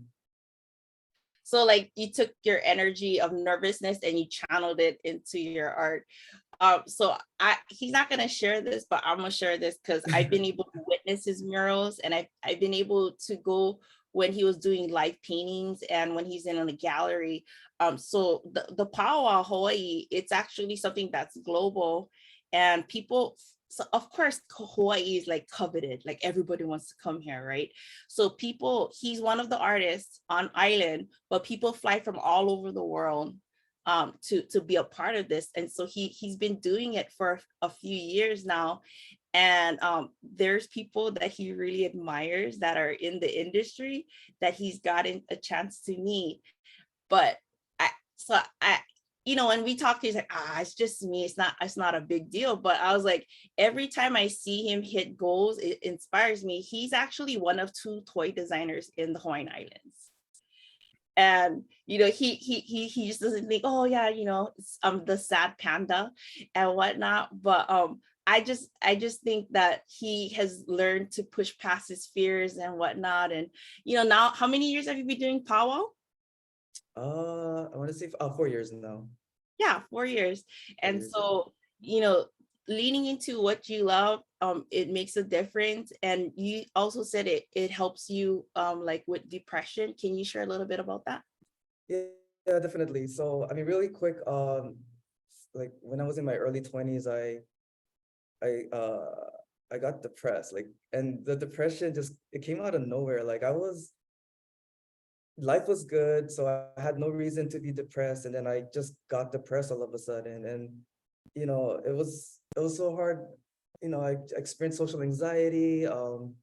I lost interest in everything, and then I just felt like I became, yeah, like my mind wasn't working. Like, I used to be a nerd at school. Like, I pride myself in getting A's and whatnot, and all of a sudden I'm on the verge of failing. And I actually like withdrew from a lot of my classes because I was just couldn't, my mind wasn't right. And I was like, what the hell's going on with me?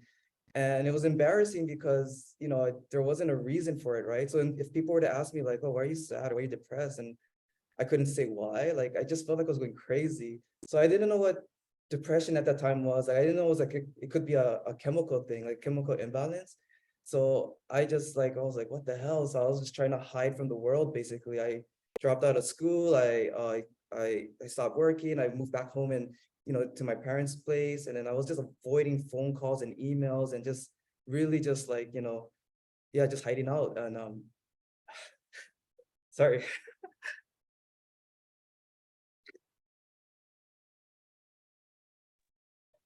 It's okay, Derek.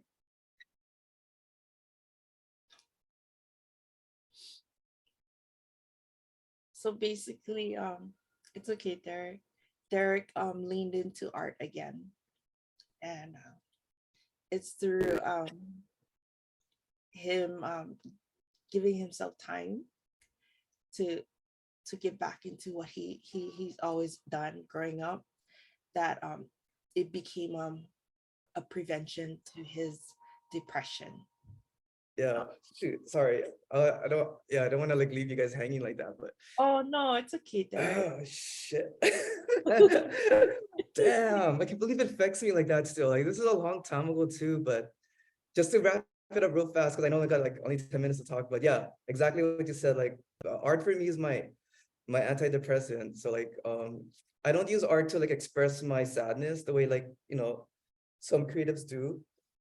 Like, my stuff it's colorful, it's vibrant, but it's like my antidepressant. Like, it keeps it at bay. I mean, it's a struggle still. Fuck. I'm about to like cry like big time. But yeah, sorry for swearing. We're adults, we can handle. Well, you know what, Derek? It's okay. I'm gonna have Lee. Lee, you have any feedback you wanted to share? Uh, yeah, I can give it just a little bit with that, man. Just like we're having this discussion too as well. Like with Jeff, the brother was talking about earlier. It's okay to cry. There's nothing wrong. Anybody, a grown man can cry. There's some of these people that's locked up for years. That you don't think they cry. They have their own time and cry. Everybody in this world, it doesn't matter who you are. It's okay to cry, and I think it's okay to let that out because you want to release some of that out there, so that way you can understand yourself a little bit more. And then when you do feel like it's okay to move on to the next step, you have gone to a point where you're okay now. So I think it's very important just to let that out, man. There's nothing wrong with crying. I cry. There's no shame in that. So like, it's okay, man, to be vulnerable and be sad and just, hey, it's all right, man.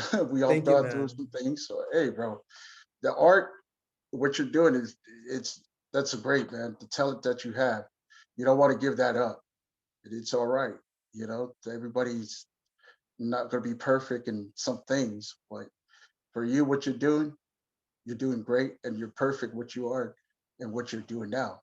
So that's all you got to do, bro. Is just keep it going, keep your head up. Thank you, You man. I know, appreciate that. I yeah. appreciate that. Much love to you, man. Thank you. Derek, just so you know, I know you popped in later, but the other speakers also shared some tears too. It wasn't just okay. Yeah. Dude, yeah. So you're not the only one. Okay, yeah, I hella struggle with it, like especially because me, I'm not like a man's man, I'm not macho. I don't know how to fix cars. I don't watch sports. I don't work. You know what I mean? Like, so already I just feel like not very masculine. And then now I'm also like sensitive. I cry easily. It was like, oh great, even more so like I'm all embarrassed. But no, you're right, and I appreciate that. Like when guys like when they encourage me, and when they also like are vulnerable enough to so like, and yeah, I don't know why to this day. I mean, I've seen it a lot already at this point. Like, just I really like I'm true. I feel blessed or like appreciative when I see guys are like real with their emotions, and so like I've seen quite a bit, and I don't know why I still struggle with it. But I'm a work in progress. One day I'll be okay, but I'm still working on that right now. Oh, you're good, Jason. You want to share? Yeah, just thanks for being you, brother. Honestly, just so awesome. I lost it earlier and I had to regroup. Awesome. Told some stories that I've never told on film, man. Wow, I had no idea. But I was saying earlier, in overcoming adversity, feel those feelings, feel them, don't push them down, breathe. And then I ended with find a passion. This guy right here is the perfect example. I mean, dude, you've taken it to the extreme. You're living your passion. That's what we all want. We all, part of us want to be you right now. How freaking awesome is that? So thank you. Thank you for doing that. And just, even if you can just find your passion for 10 minutes and go do it, it will open you up. You'll start to blossom. You'll start to regulate. And just, Derek, thanks for being a perfect example of that. You're amazing. Thank you, man. I really appreciate that. Thank you. Does anybody have any questions or just wanted to share feedback with Derek? I'm truly grateful. So a lot of the speakers, you guys don't know, these guys are super, super busy. And so the fact that I have them, it's like gold, and it literally is like finding a Pokemon. So if there's any questions that you guys wanted to share or give feedback, so in the chat, Jacqueline shared, Derek, thanks for reminding me to connect to the artist in me. Hey, don't let that child die and you just hold on to that. Jessica wants to share something. Yeah. I'm going to try not to get emotional too, because I've always had a hard time expressing myself too, until I met people like Dazzy and some of our other friends around us. But I remember hearing them tell me, like, it really is a strength to be able to let yourself feel that and let it all come out, and so even though you've probably heard it in the past, like, don't cry, don't be a baby, blah, blah, blah. Remember that sharing your heart like that is power. You're just giving that power to the next person, and sharing your heart. And for me, like, to hear you share your heart, and especially because I love your art and I've shared that with you when I met you here, it just really just brought you more to life now that I was able to be a part of this. And it like I said before, you've actually reignited that fire, because earlier Desi had mentioned something about how some people were afraid to take chances on themselves, and opportunities have passed. And I might have shared with you when I met you that I've had tons of opportunities and I was way too afraid to share that. And was like 12 years later, I'm finally opening myself up again and letting people see what I draw, and taking chances. And especially you having the same start, like, I dealt with depression too. I mean, not that anybody really knows, but and it's hard to let people see that part of you, especially because, they see the art, and they see the smiles and everything, but sharing the whole you, it's powerful, and it means a lot to everyone else around you. So I just wanted to say I appreciate you, and I appreciate being a part of this, because I'm sure nobody expected me to share like that. That's awesome. I appreciate that. I love you, Derek. Yeah. Thank you. Love you back. Thank you. Sometimes you don't really realize how you being you makes an impact, and I'm just so grateful you took the time to share. I know you tend to shy away from people, but you show aloha through your art, and people feel it. You know what I mean? And so I know it took a lot of courage for you to be here, but I'm glad you are here. Yeah, I was nervous as hell. I was trying to be positive for you, like, yeah, let's go. But I was like, oh my God, this is about to happen. I am nervous as hell right now. No, but honestly, Derek, everybody's nervous. It's just some of us, we've been speaking, and we've had practice at Yeah. And I think because you came in later, you didn't see the other speakers are crying. Yeah. Because they were being vulnerable too. And the Yeah. reason why this summit is because people need to understand. We need to normalize people talking about their feelings and their emotions. There's no right or wrong. Right. You know what I mean? But we often feel there's a right way to feel or a right way to respond, and there isn't. And being an artist, it's about navigating and maneuvering yourself through life, and I think that's the beauty of what you do, and so I'm really thankful that you're here. Yeah, thank you so much. And again, Jessica, thank you so much for sharing your story. Like, it's amazing, I love connecting with other like creatives, and if they have the same story too, like that's, inspiring to me too. No matter where they are, if they just started or they're in the middle or at the top, like, thank you again, Jessica. No problem. Anytime. And you can reach out if you ever need another sister to listen. Right on. I appreciate that. I'll be back in Maui for sure. Awesome. Thanks, Jess. Guys, I've known Jess since she was a teenager, and now we're both in our 40s, because when I met her, I was in my 20s. And so thank you, Jess, for sharing. I know it took a lot of courage. I'm so proud of you. So Karen is going to do an affirmation. We're going to have her fill in, and then we have our next two speakers coming up. So Karen, you want to go ahead? Yes, I think I want to share first that Jason has, that passion we both share about the brain, neuroplasticity, and what is this all about? I know I just have a minute or so. But I think a lot of us don't realize that 5% of our daily life is controlled by our consciousness. So think about it, 95% of the time we function from our subconscious, and we don't even know what's going on, right? The childhood trauma. Jess and I both suffered anxiety, depression. We're both suicide attempt survivors. And I thought I'm going to just share 3 healing affirmations that I think can resonate with anyone, any gender, any age. And I'd like all of us to just participate in this short affirmation. Okay, so I want you to lift your hand up and put your right over your left and just give yourself a hug. Okay, so as we say, I give myself permission to heal. Let's all say that. I give myself permission to heal. The next one, I think sometimes it's hard to believe, but let's all believe it. My body knows how to heal itself, and I trust the process. I think a lot of us, sometimes I don't trust the process. Des reminds me.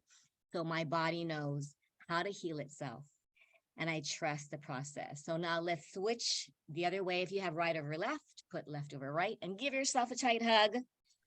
I just realized when a lot of the speakers were saying, that they have a hero that filled their cup. I think a lot of the students that I share, that I teach, do not have.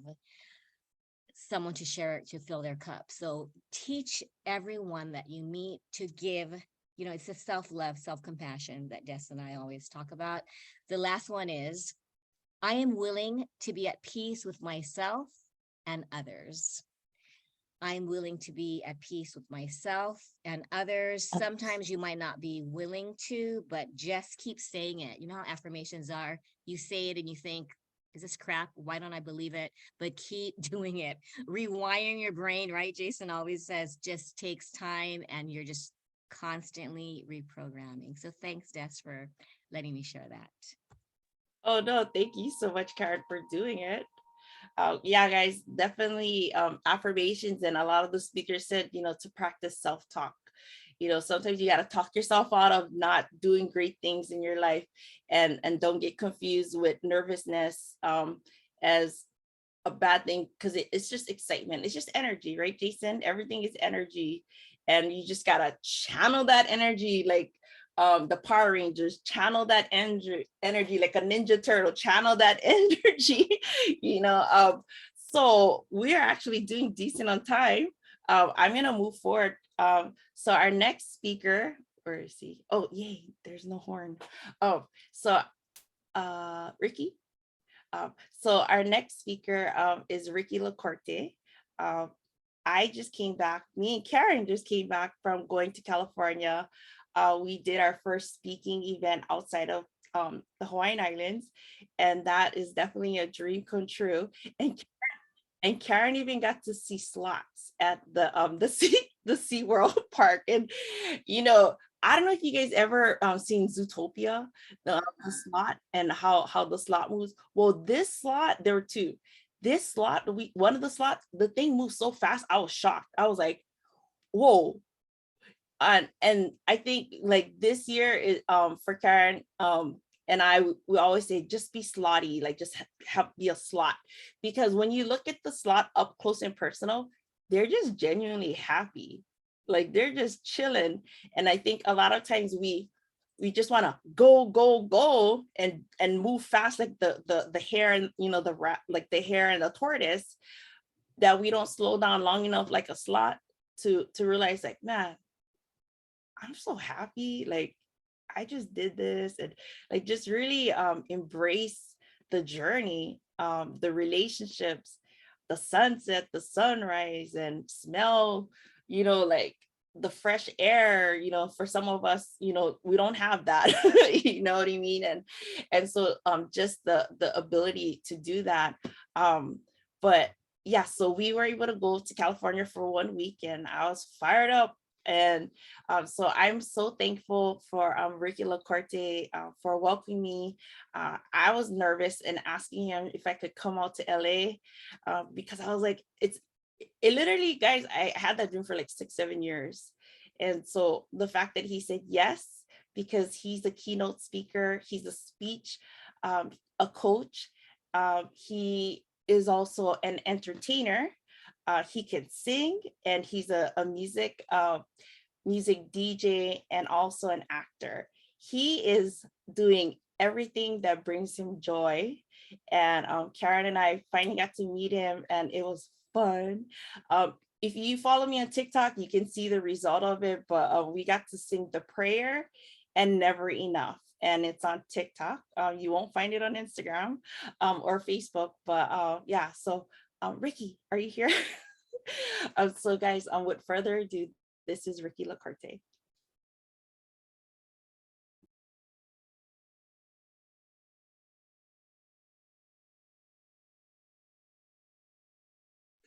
There you are.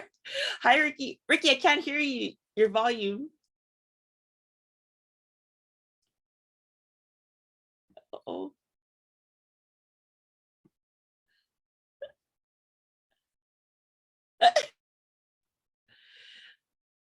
It's weird because it's not muted. I don't know. It's a volume thing, Ricky. Hold on.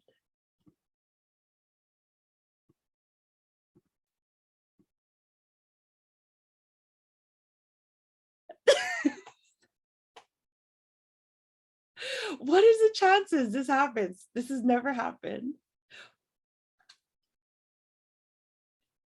Jason, do you guys hear him or is it just me? I don't, and I had a challenge with my audio. It wouldn't connect to my headphones. And that's why I had to take them off and just use the normal speaker. So I don't know if that's it. Oh, okay. If Thank you have you. hidden. There it is. Yay! Okay, everybody, this is Ricky Laparte.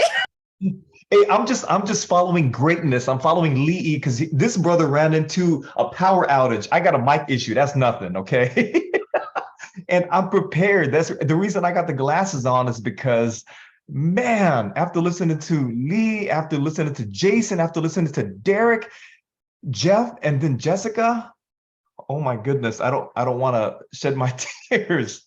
And I know this is a healing summit, but damn, I didn't know I was going to be healing from using this from wiping my face, listening to your amazing stories, guys. Kid, let me go and take this off. Be with you guys. And the first thing I want to say is, straight off the bat, before we get into any questions, is I love y'all. And I mean that from the bottom of my heart. I love y'all. I know some of us haven't had a chance to meet one another yet, but that's one of the most underused things, phrases, emotions that we can ever give to somebody else. So that's the first thing I'm gonna start off with. Now, Des, go ahead and whoop on me, girl. Well, I wanted to ask you, what is like the challenges that you went through that guided you to get to this point? Because you do a lot of things, but what I learned, because me and Karen were able to finally meet you in person, is you just do what you love. And I think a lot of times people shy away from it, especially if it's artistic, performing arts, or creative. What enabled you to finally say, you know what, I'm just gonna go for it? Because you've gone in parts, you know what I mean? Well, similar to my younger brother over here, Derek, and I gotta bring this up because I'm proud of this dude. I'm proud of all these men in here, all these men sharing, but more importantly, Derek, the reason I bring him up is because the art is from his heart. And I don't say that just to be rhyming. I say that because even before he put it on the paper, it was in here, and he had to be courageous to do it. Now, for every single one of these men in here, Jason, who started us off, and Jason, you're an amazing dude. I had a great time speaking with you and meeting these awesome men. Now, with me, if you were to ask me what made me who I am today, if you were to ask me, oh, what were the great days in your life growing up? That would be a very short list. Now, the fact that you asked me what made me the man I am today, it's definitely the hardships. Similar to a lot of our men in here, I grew up in a very tough part of town. And there's only one way to say it. I grew up in Long Beach. I can't say it any other way. I don't know why we got to say it that way, because if you just say Long Beach, it doesn't come across the same. It doesn't come across as gangster as it should be. But growing up in a tough part of town, in a tough neighborhood, in a tough upbringing, that is what made me who I am today in a nutshell. But let me go ahead and describe that. My mom, if anything, I'm going to go and point this out right away, is probably my greatest hero, because not only was she my mom, she was also my dad. And you're probably wondering, what do you mean by that? Well, my dad wasn't around. He was always out in the Navy, doing his thing. And I don't say that disrespectfully. However, when he was around, my mom was still our dad, because my dad grew up from the Philippines. And in the Philippines, you got to be tough. If I shed a tear to my dad, guess what he'd do? He'd whoop my ass even more. I'm like, what's wrong with you? Why are you crying? Hey, Dad, I'm feeling sad. Well, find something happy. Wow. My mom was the equalizer. So growing up, a lot of my, I'd say, progress in my life came from my mom, as well as other heroes in my life. Not only those heroes that we applaud, such as the Martin Luther Kings, the Abraham Lincolns, and all these massively powerful men, Tony Robbins and whatever. The people in my life who were the genuine heroes were literally the neighborhood teachers, the people who are within your community. And my teacher, my band teacher, who I will always bring up, if you guys had an opportunity to see my YouTube channel and see that speech, he was one of the biggest influencers in my life. And the art that comes from my heart is music. So me and Lee have something very much in common, as well as all of you in here. Music speaks to our soul. Words speak to our intellect.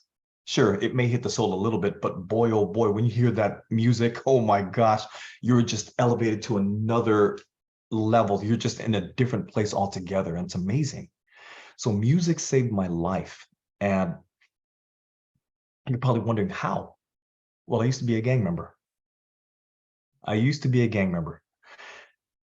I was introduced to music because of this music teacher, the band teacher. And it changed my life because it gave me an option in my life. And the reason I don't want to go into too much detail is because I can literally stay here and talk with you guys for a day, just going through the entire process with this man, just applauding him for being who he is. And of course, when I got into music, the reason why I changed my life is because it gave me an option outside of the gang that I had not realized.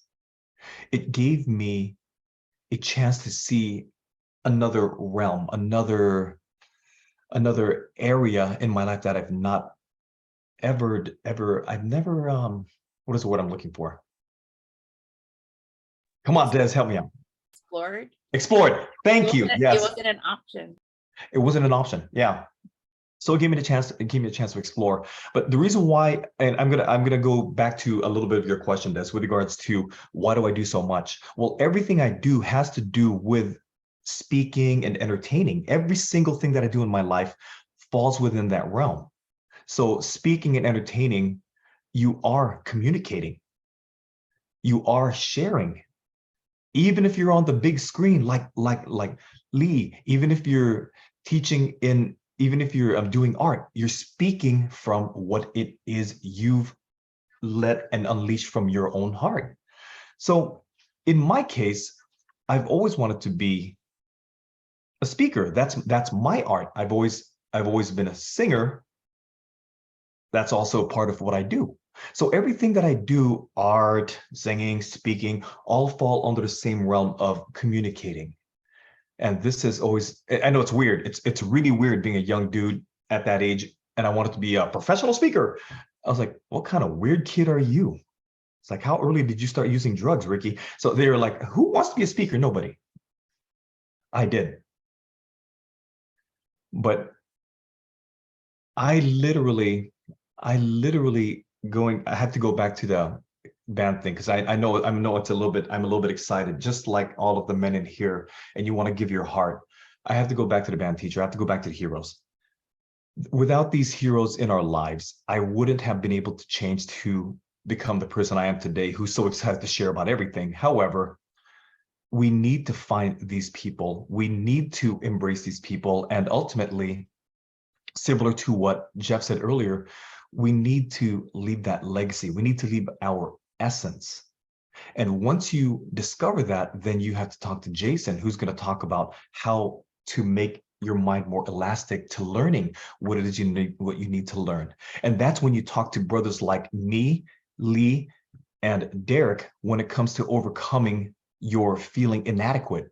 Because until this very day, and I speak honestly, to this very day, people doubt me. They're like, oh, Ricky, you won 4 times? You got lucky 4 times. Try it for a 5th, see what happens. To this day, I am doubted. But you know what? Being an adult now, we have options and we've had enough life experience to choose how we react to that. So the way I react is, I love the fact that you doubt me, because our doubters and haters are our greatest evaluators of ourself, not because they say something that's wonderful, of ourselves. We need to prove to ourselves that I can do it. And I will do it, no matter what the circumstance, no matter what the risk, and no matter what the outcome. What does that take? Ridiculous courage. So anybody in here today, I have nothing but love for every single person in here today, because you guys are amazing. And this is why we almost kidnapped him from California and brought him back on an airplane to Hawaii. So Ricky, real quick, can you explain to people, like, what do you suggest for someone in this group who's creative, who don't even know where to begin, and kind of like you were saying, I think it was Jason, or gosh, you guys all have, I forget who, but like, you know, it's important to do what you love, even if it's for 10 minutes in a day. You know, I think it was Jason. What do you recommend for someone who maybe they're like, you know what, okay, fine, this is the year, I'm gonna do something that makes me happy, that I didn't, because maybe, you know, people might say, oh, I'm too old for this or whatnot. What do you recommend that they do as, like, you know, something to launch off a little? That's a good one. That's a fantastic question. Okay, this is what I want you to do right now. Whoever's got their video open, unmute. Everybody that's got their video open, unmute. Unmute, everybody. Unmute. Okay, there you go. All right. Everybody scream as loud as you can. Who's unmuted? Go. Come on, let it out. Come on, guys. Now, I want to hear that Polynesian power. Come on now. Okay. Go, bring it out.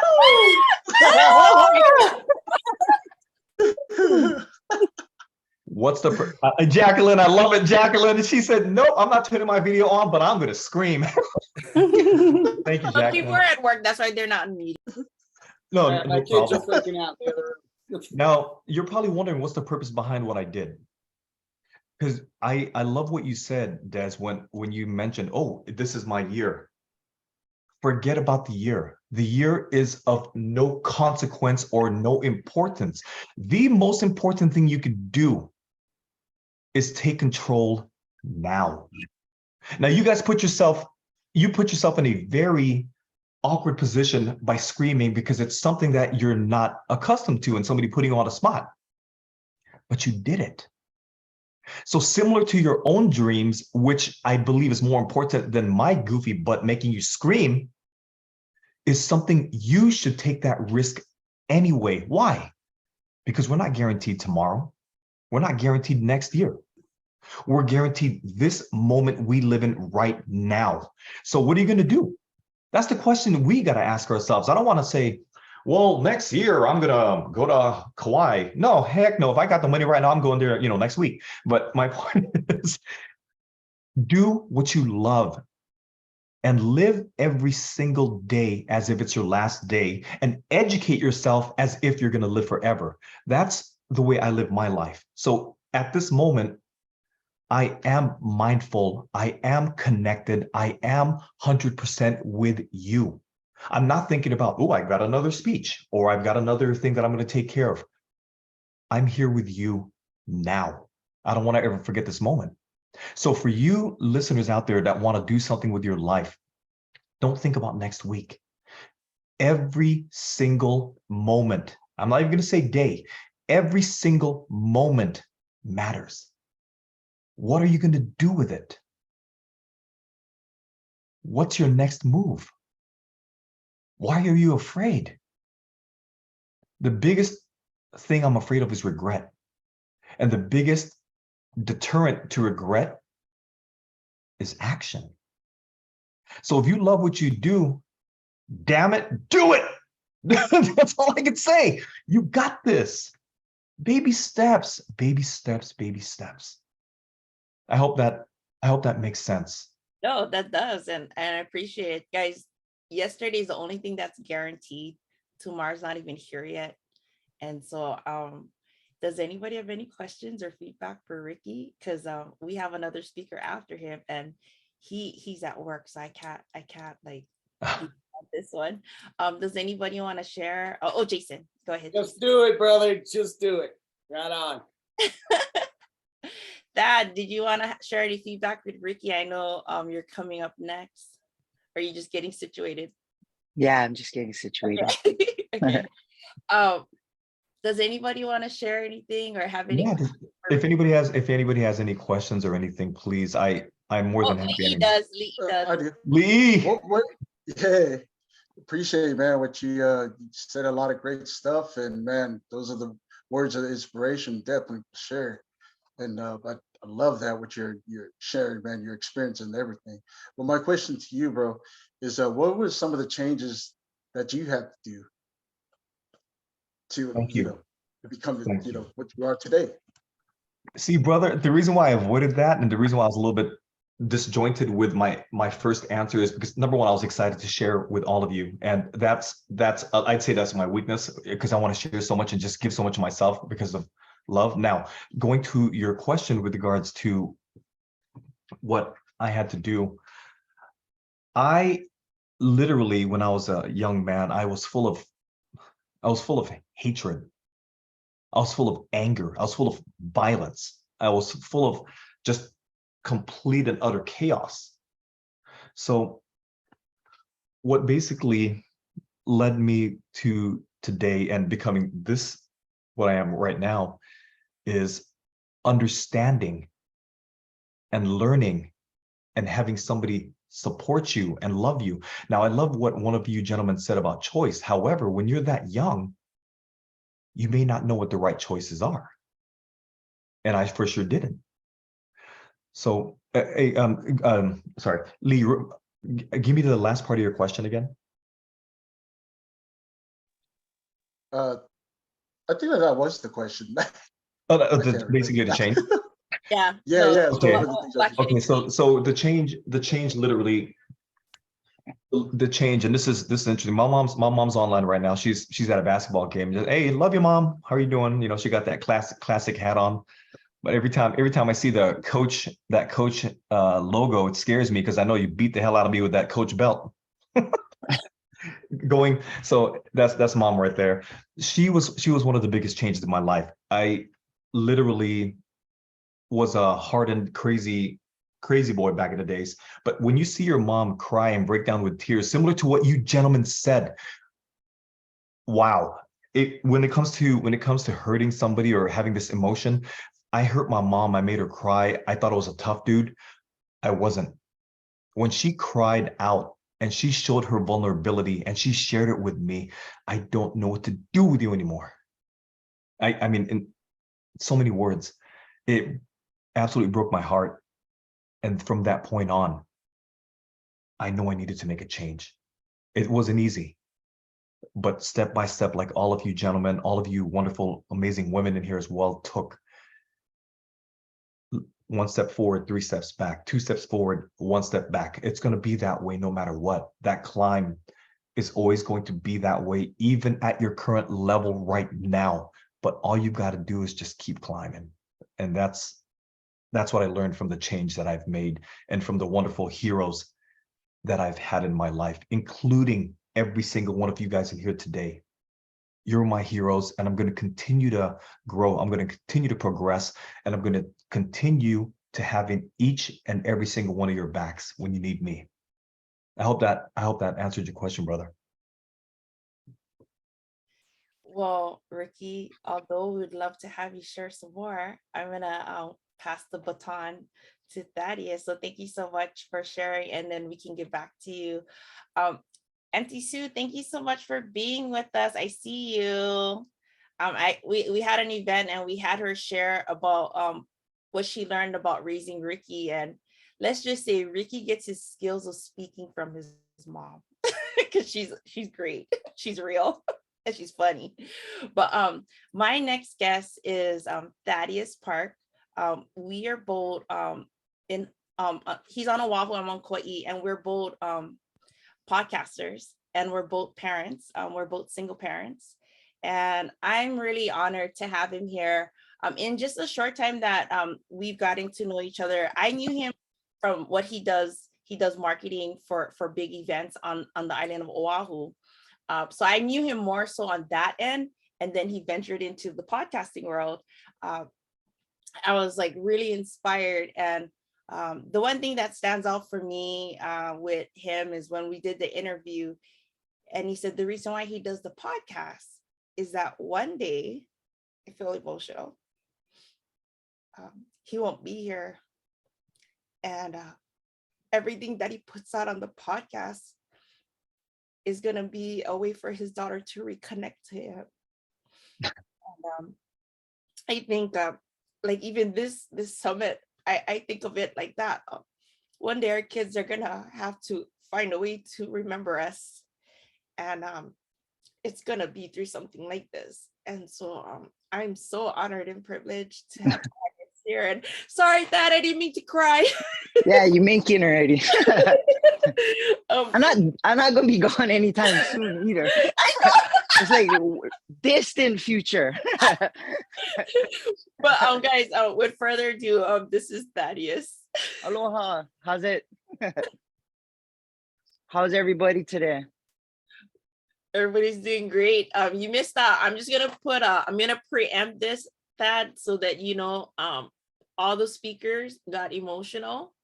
Oh no. They ended up sharing stuff they didn't know they're gonna share. So if you go about it and you share things, I just want you to know I know you popped in after the fact. So everybody had their moment. All right.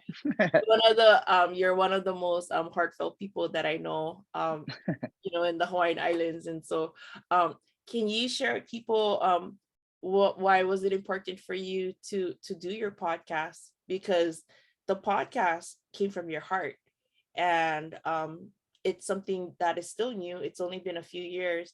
Can you share with people what led you to do the podcast? And you can, you know.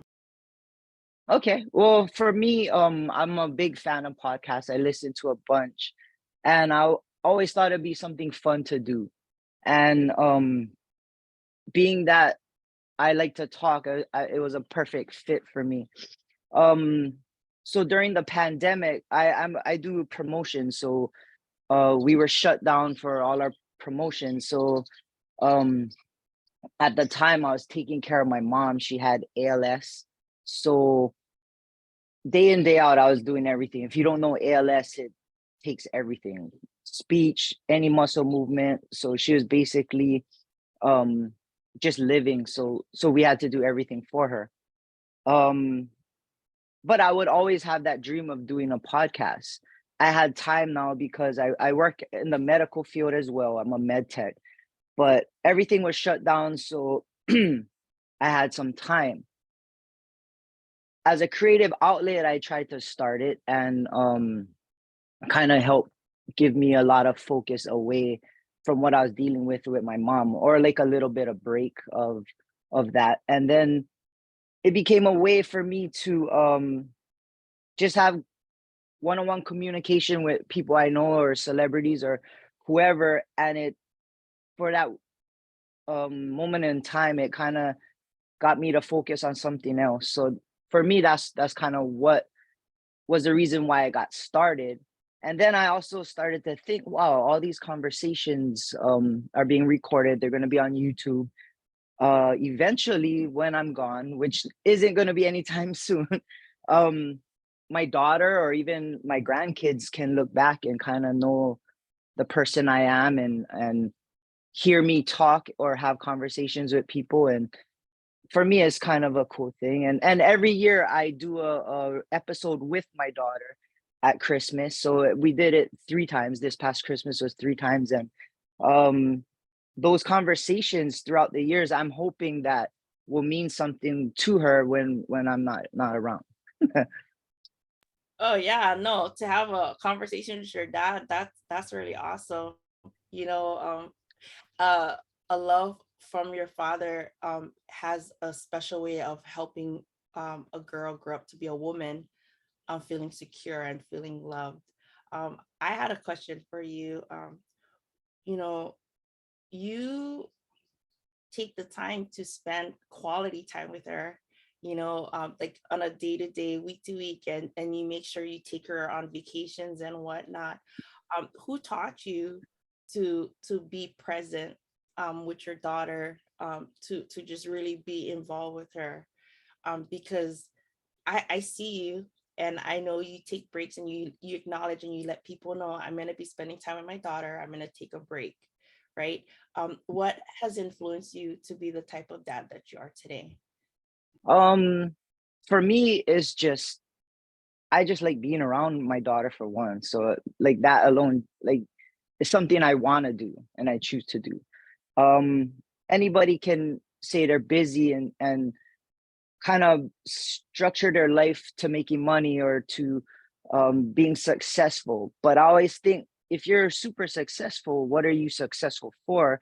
And that's to provide and be available to your family.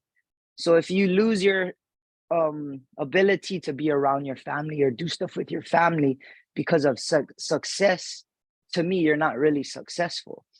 So I've learned through the example of my parents that it's important to be there for your kids. When I was growing up, I would play football or soccer, or I used to fight, and every aspect of my life, I could always look up in the stands and see my parents. To this day, those images are in my head for life. I have pictures and stuff, but they were always my biggest fans. When you're growing up, you really don't appreciate those kind of situations. And as you get older and you get to do them for your own kid, you appreciate what your parents did and realize the example that they left behind. I had great parents, so I know that if I follow their example, I'm gonna be a great parent. I think that's my biggest influences. And being I'm a single dad, I have custody of my daughter. To be honest, failure's not an option.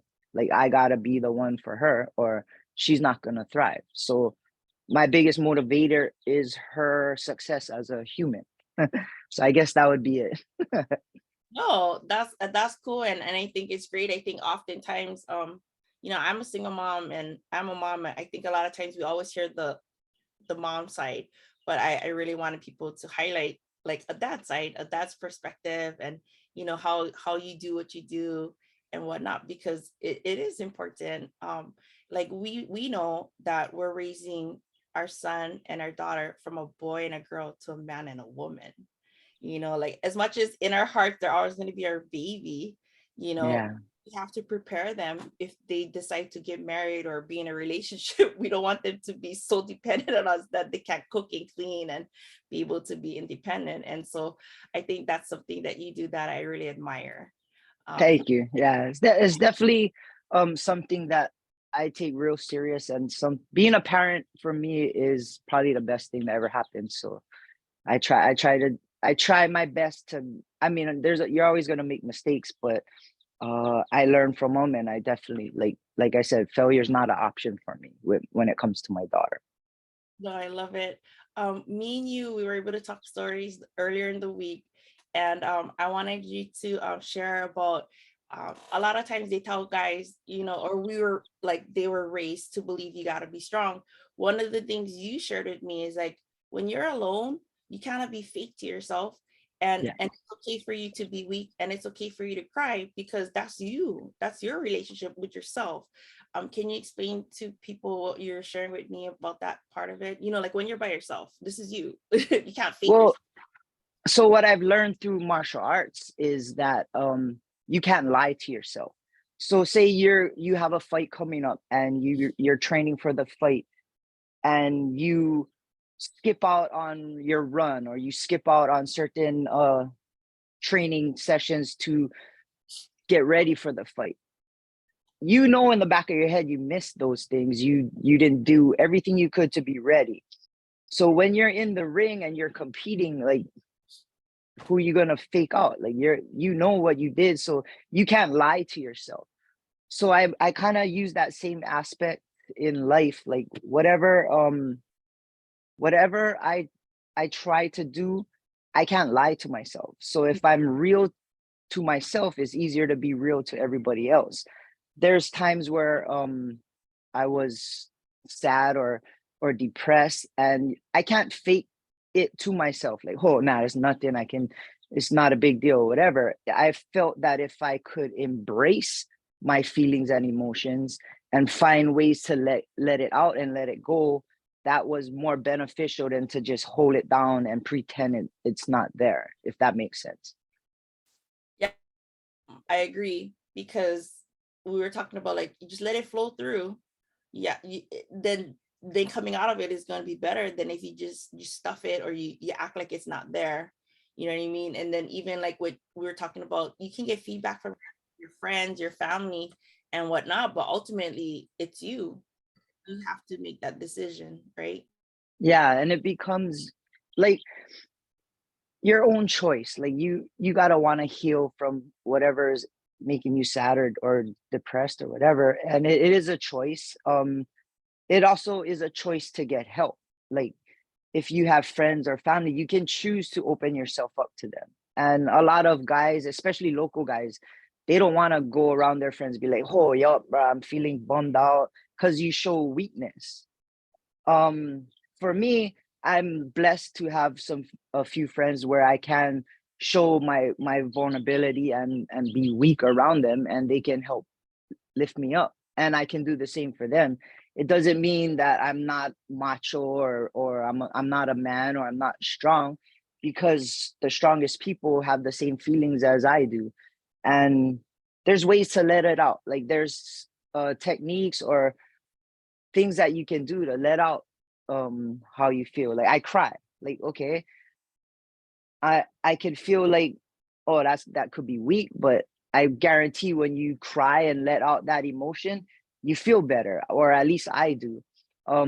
Like I had to deal with my mom having her ailment, and she's gone now, and focusing on her ailment and all that she struggled with doesn't help me heal now. So I try to focus more on the fun things we did and the things she did when she was alive, and that kind of helps take away the pain when I'm thinking about her not being here, if that kind of makes sense. It's always a matter of choice. It's just if you have the strong enough mindset to choose yourself away from the negativity. And also, time heals. There's no way around it. There's no magic. There's no secret words I can tell or somebody could tell me, but time kind of heals everything, if that makes sense also. No, thank you. And I really appreciate it. I know talking about her mom, and her passing, and sometimes you go and you go places that she used to take you. Yeah. Like you feel her with you, her presence with you. It's not at the grave. It's going places where you guys have memories, good memories with your daughter and your dad and stuff like that. And that helps you to cope, with the grief. Yeah, it's weird because I really don't connect with my mom when I go see her at the grave. That's where her body's rested. I connect more with her in areas where I spent with her or did things with her. So sometimes like I'll go to those spots and just reminisce or recollect on moments that I spend with her. So for me, that helps me healing versus going to her grave and putting flowers where her physical bones are versus where her mana is in all these places that she shared with me or my daughter. So for me, going to those places, I connect with her a lot more. Oh, and I appreciate you sharing that. So guys, this is a time if anybody wanted to ask questions or to give feedback to that, it's open right now. He's got a lot to share from his heart, but does anybody want to share anything? I'm thinking Jason wants to say something. Thank you for sharing those stories about your mom. Seriously. Right on, bro. And like I said, I lost my mom, then my sister, then my dad, all within this period of 3 years. And it really took its toll, and it took some time to really realize. I remember one day picking up my phone because I was so excited that I just accomplished. I can't even remember what it was. And I grabbed my phone, I called my dad and literally let it ring. And then I'm like, oh, wait a minute. He's not here anymore with me physically. And that was really, I don't know, just daunting for me. But just thanks for being raw on that. It's like, it took me a while to realize they're closer to me now than they ever were. Yeah. But it took time. Even though I knew that, I had to grieve, and it took time. So yeah, thank you. That's awesome. Automatic, yeah. And I feel like talking about your emotions and stuff. I mean, you got to be selective who you share your soul with, or your conversations that are deep, but they're that's part of healing, talking about it. Lee, you wanted to share anything? Sorry, I'm calling on the people who normally are willing to talk. Uh, well, I just want to say, first of all, thank you, for sharing that. That was a, great story that you shared with us, and big ups to you, bro, with the podcast and what you're Thank you. doing. Yeah, that's really inspirational too, as well, because you're a single father, and for that, uh, I applaud you for to take care of your daughter, because that's more important than anything else.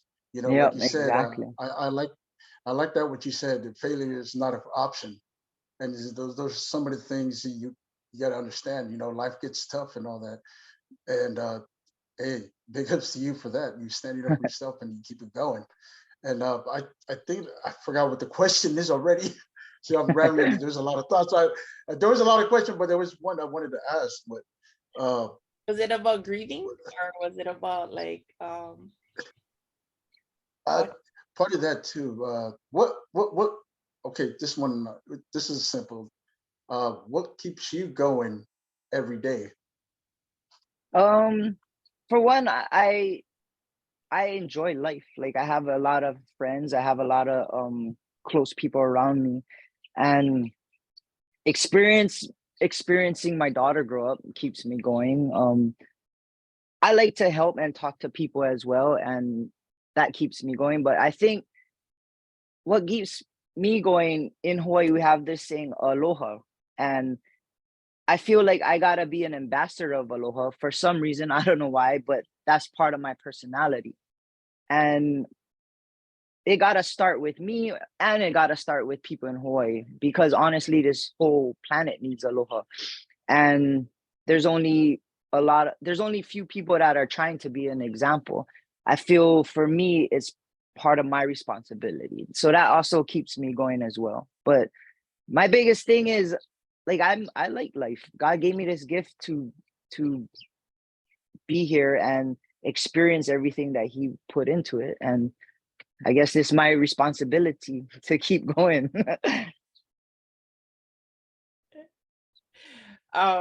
No, thank you. And I feel the same way too, like through the podcast. I think that's something we have in common. It's about bringing aloha globally. You know, people need to understand that they matter. I think that's what it comes down to. That Yeah, that we all get one story, but the story doesn't. If you come from a really hard life, it doesn't negate how your self-worth. Like, just because you get more colorful background, that doesn't mean you're less than someone who's never had the same challenges. Yeah. exactly. And everybody's problems and challenges are different.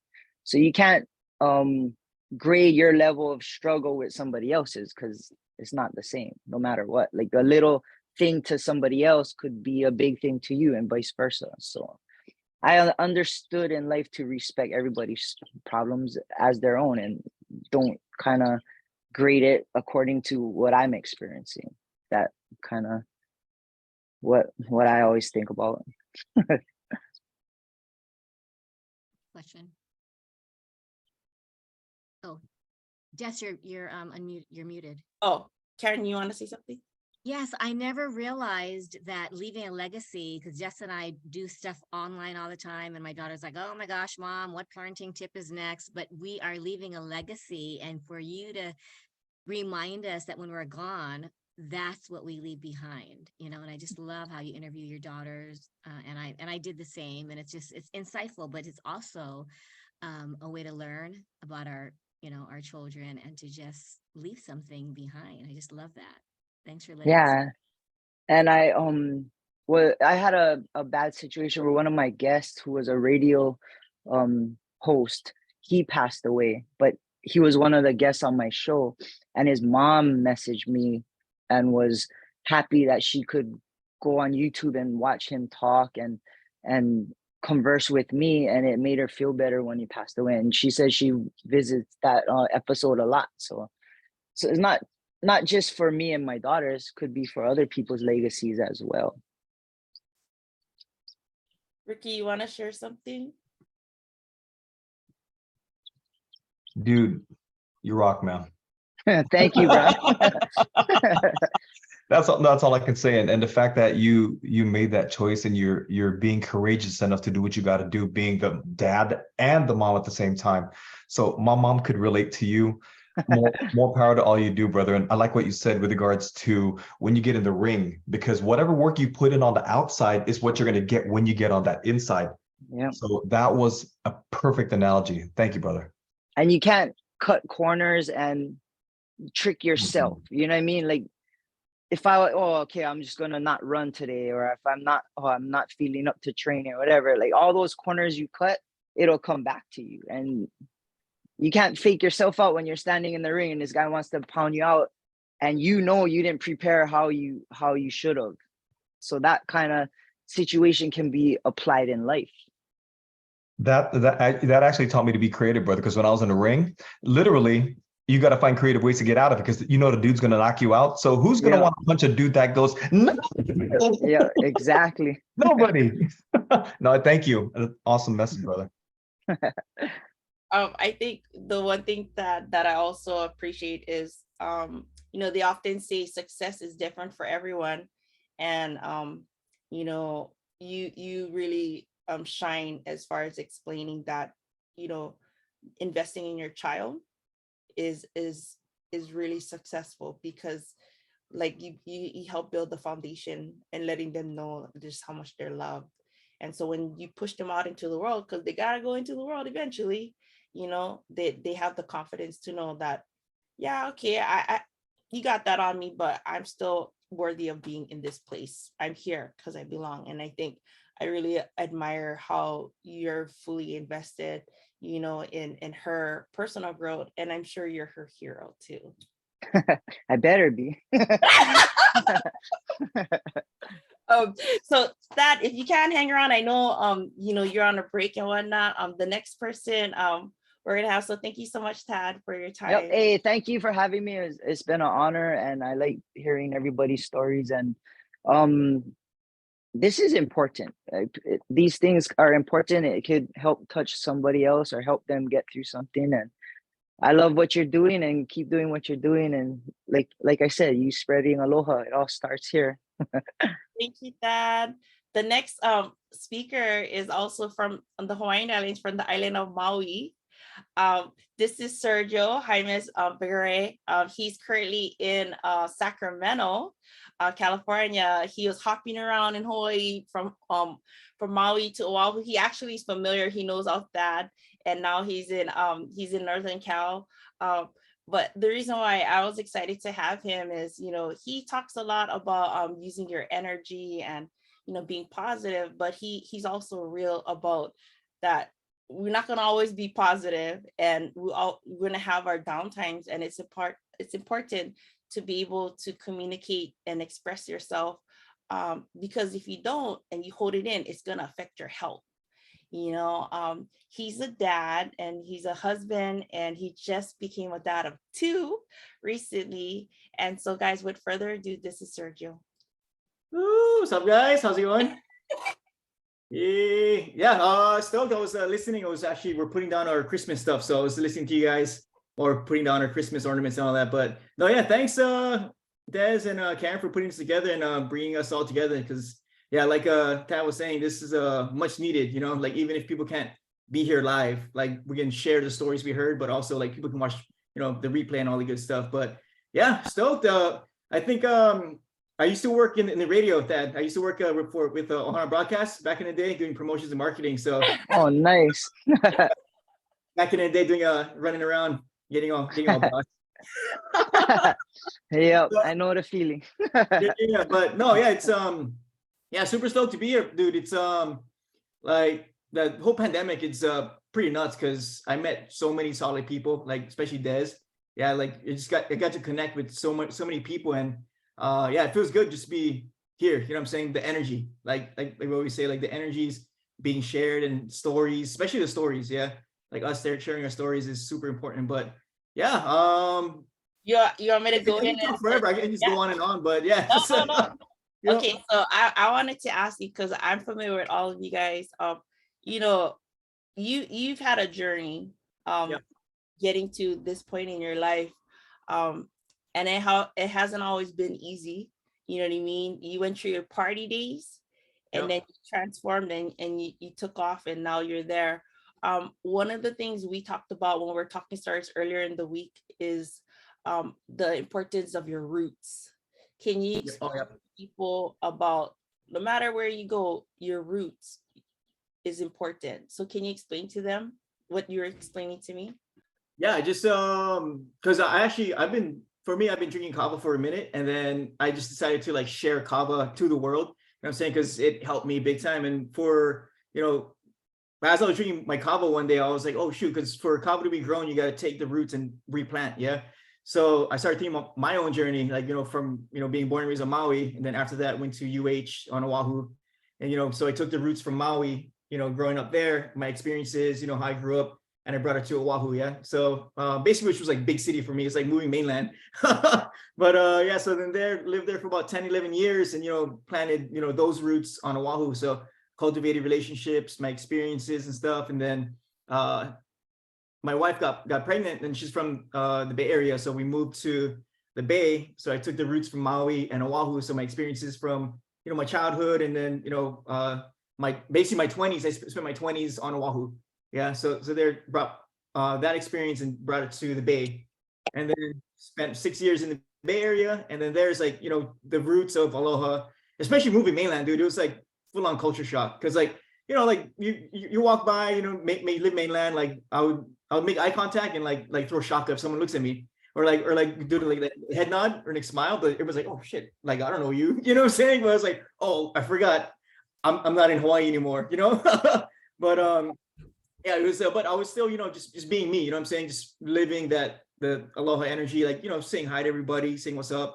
But yeah, and then just keeping the nourishment of, you know, Aloha, and, you know, how we grew up with respect, taking care of each other, you know what I'm saying? And then especially like if you live on the mainland and you're from Hawaii, like you get like this radar, like, oh shoot, this guy's from Hawaii or like the islands or something, guaranteed, or like this person's from the islands. So it's like once, you know, I speak, or like once we interact, say, oh, where are you from? It was like, oh, from, you know, wherever, you know, Oahu or Kauai. That's an instant connection already. Yeah. So there it's like once you stay connected. What was that? Oh shoot, oh, I heard something. Oh, but yeah. So basically just just staying rooted. And then I told Des the story of this guy, he's a friend now, but on my Instagram bio I had like Hawaii, then the airplane, SF. Yeah. So he moved to Daly City where I was. And then he DM'd me, we started talking stories, like, oh, where you from? Like Oahu, blah, blah, blah. And then like we started talking stories, whatever, we met for coffee and stuff. And then 3 weeks in of me and him meeting, 3 to 4 weeks, he was like, hey, I'm gonna go back home. Do you mind washing my car? Like, cause he had street cleaning and stuff, so he has to move it every like every week or something. So I was like, oh yeah, guaranteed, I got you, right? He's like, oh yeah, just, you know, give me your keys and I'll park them up by my house. And then it's crazy because like, you know, just me and him being from Hawaii and like connecting right away through our roots, it's like that trust was already, oh, we got to take care because we're from you know, Hawaii. So yeah, and he came back home, or he came back from home, and he brought like hurricane popcorn and stuff. And yeah, then so like now that I'm living in Sacramento, I'm meeting people from the Bay Area and Hawaii. So they're like my roots that I nourished and cultivated in the Bay Area. My experiences, I can relate to those people. I say, oh yeah, where'd you live? Like, oh, South City, Daly City. I say, oh, my family lives there. So there we can connect even more. So there it's more of, you know, I'm still nourishing your roots. And for me too, it's like people still like DM me, or like, you know, old friends like, oh, are you back on Oahu, or are you still Oahu? It's like, oh no, I moved to California a long time, dude. But it's like, oh, it seems like you're still in Hawaii. I'm like, oh, thanks. So they're like staying rooted to, you know, my own like local, you know, culture and like identity, you know. No, and I think that's important because like what you're supposed to do, act like you're not from home. Yeah, you know, well, I mean, It's funny, like what you say, like people are like, where you stay? You like California, like for real, like why you like this is like, because I always gonna have aloha in my heart, you know, and my ohana is always with me. What I say, what I do, it's always gonna resonate with me, right? Yeah. Well, the funny thing is, like, my pigeon isn't like super like my mom. You talk to my mom, she's like full on just like pigeon action. But like for me, I had to like translate like regular like basic English from my pigeon, whatever I had. So like the first like month or so, like I don't know if it was the weather change or like me trying to think hard of like communicating to the mainland people. Like I had to like translate in my head. So like I would have like headaches at the end of the day because people couldn't understand what I was saying. I felt that way just moving to Oahu from Kauai. It's like, brah, I can't even speak pigeon because when you live townside, they don't speak pigeon. Yeah. It's like, am I not, where am I? I'm in Hawaii. Where am I? You know, and so no, so I wanted you to share that because like, you know, even for people who are on the summit or people who are going to be watching it, like it's important. You can take the good and translate it over positively into where you are today instead of letting go. Like, yeah, I can get stuff that maybe wasn't so positive, but you can still you know, take what is good and apply that moving forward. Yeah. Or even you know, my friends that I met on, you know, in the Bay, like everyone goes through obstacles and struggles, you know. So like even for me, like sharing, you know, how I grew up, like with, you know, my obstacles and struggles and stuff, I connected with good friends through that way. So you connect through like struggle and pain, but also, you know, you also connect through the goodness, like, oh, like sharing, like, you know, the way I grew up, you know what I'm saying? I think Thad was saying something about like, you don't really realize like how you grew up and how special it is, you know, until, you know, you leave or something happens, like you get a child also, you know what I'm saying? So like, it's kind of like the fish in water. Like, does the fish really know that it's swimming in water, you know what I'm saying? Or is it just, oh, this is just how it is, right? Because yeah, for me, when I go back home, Maui, I remember the first time when I moved to mainland and I went back Maui, just looking in the, you know, the airplane window, I was like, oh shit, like this is beautiful. Like, wow, I freaking grew up here, you know what I'm saying? And then like touching down and just like driving around town, I was like, wow, Maui's small. It's like, oh shoot, you know what I'm saying? Like compared to like Bay Area, like mainland, I was like, oh man, this is amazing. Like just being able to like go to the beach, like 5 minutes, easy. You know what I'm saying? Just go swim. So, but yeah, it's cool. It's like you said, with the roots, like there I can, you know, even meeting people, you know, from Maui or like from Hawaii, I can connect through our roots, you know, or even like not even from Hawaii, like just like other islanders. Like I met like Fijians and stuff, like Tongan Samoans and stuff, and like you just get that island connection. So. Oh, I think, well, so that's how we connect. Cause I was confused too. I was like, hey, I seen you on Instagram. I was like, wait, what he said? You know, I thought you were here. And then like you said, you're in California. And so we totally like click, you know what I mean? And so I was like really excited. I wanted to ask you, you know, with like being there and then being here and whatnot, like what is your advice for people as far as like adapting to change?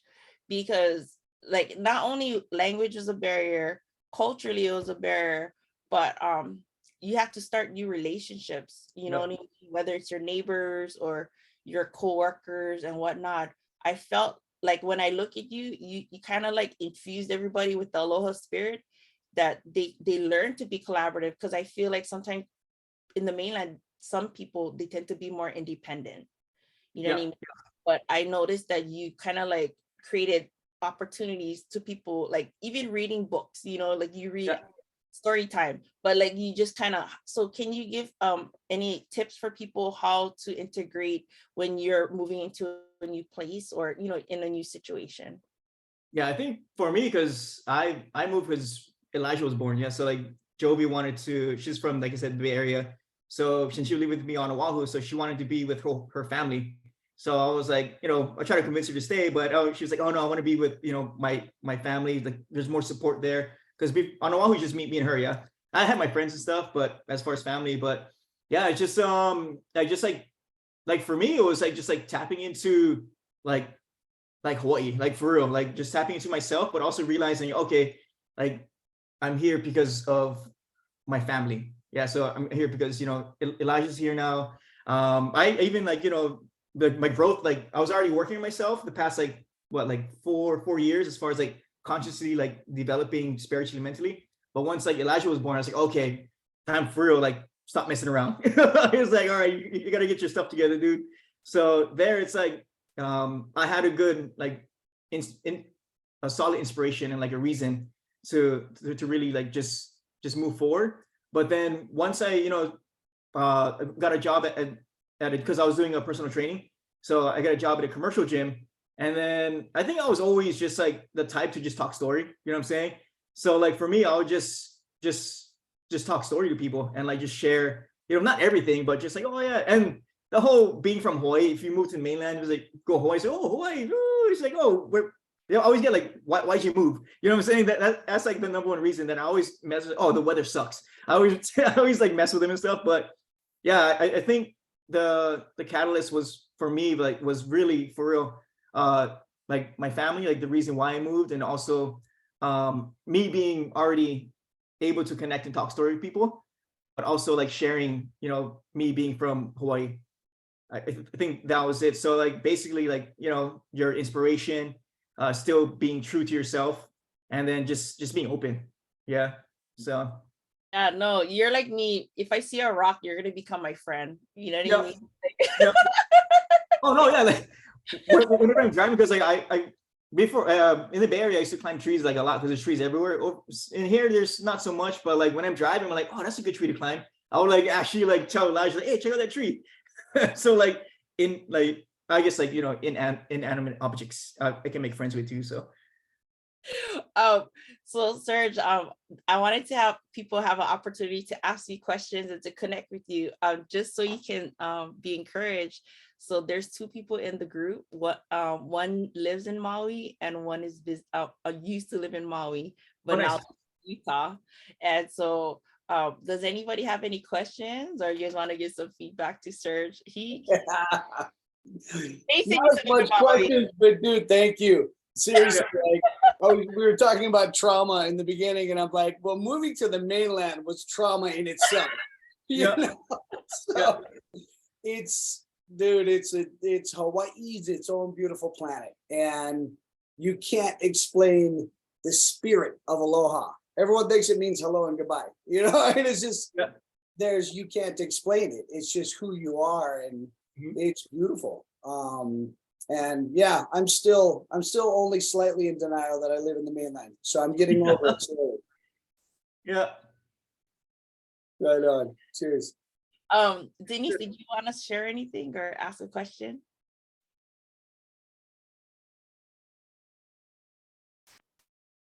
I think it's amazing that Sergio, you take your aloha and your roots with you everywhere you go. Because that's something that I've been working on too, because I was born in Mexico, but I've been in the United States, Colorado, since I was 2. So I'm kind of trying to incorporate some of my culture, my roots into my life now. So you totally inspired me, and I thank you so much. Nice. And oh yeah. Also thank you. Yeah, also thank you to all the men who shared. I am so proud of you. In my culture, it's like taboo for men to show emotions or even, connect with your child as a parent. So I appreciate you all. You've given me so many great tools to understand the men in my life, like my younger brother, my husband. So I just appreciate you guys all, love you all, and I'm so glad that this happened today. And thank you, Des, and thank you, Karen, for making this happen, and hope you guys have a great rest of the day. Thank you. That's my bestie. Yeah. Colorado. Karen, did you want to share? Because you look like you want to say something. I'm just really grateful that you've chosen such amazing men who, it takes a lot of courage, right, to be vulnerable. And Sergio, I just love your energy. I remember interviewing you, and your baby was just like a couple weeks old, and you just showed up, and you had the aloha spirit. You were sleep deprived, but you, like a lot of us, right, just show up and you just go. Continue to, just go. So thank you so much, everyone. A lot of people don't know who's dads and of the speakers in the lineup and uncles, but I can vouch that they are like the biggest fans to their children. And that's why I feel like a lot of them, they're really in tune with their emotions and feelings, because becoming uncles and dads, it taught them that I gotta be real, because if my child doesn't see the real me, then they're not gonna know how to be able to express themselves. You know what I mean? And that I'm imperfect and I don't know everything, and you know what I mean? And so that's something I wanted to share about, everyone that is on the panel, that I respect them, because they really love being dads and being uncles and big brothers and cousins and whatnot. I don't think anybody's a grandpa yet, right, Jason? But oh, you have one. Oh, see, we have a grandpa on here. But Ricky, did you want to share towards Sergio? Only thing I can give is just applaud. I mean, awesome, awesome, awesome. Every single one of the speakers in here today every single one of you guys have left something that's going to stick with every single one of these people that have attended, including your fellow speakers. So just keep doing this, Des. It's going to grow so big, you're probably going to have to upgrade your account to Pro or something like that. But for now, hey, Sergio, Jason, Lee, Tad, and I think Derek left, as well as Jeff. You guys are amazing. Thank you, Des and Karen, putting this together. You're welcome. Actually, Sergio. Des, I had one last thing to say about Ricky, because Ricky has volunteered his time to make a difference to 2 of my students. He did not even have to do that. And these boys who are struggling just connected to him after speaking with him the other night. So thank you so much, Ricky. I mean, I think some people are destined to make a difference in children's lives, whether they're, dads or uncles, or they're meant to be there. And I just really appreciate Ricky for doing that. So everyone on this panel, just amazing, amazing. So grateful.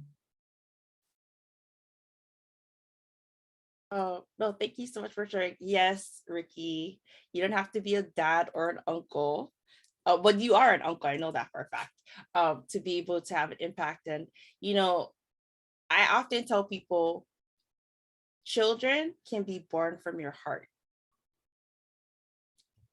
In the Hawaiian Islands, we call it hanai, like adopted. And so a lot of times we hanai people as our brother, our sister, our mom, our grandma, and whatnot, because we know that ohana is not just blood related, guys. It is a choice to love, to trust, to connect, and to believe.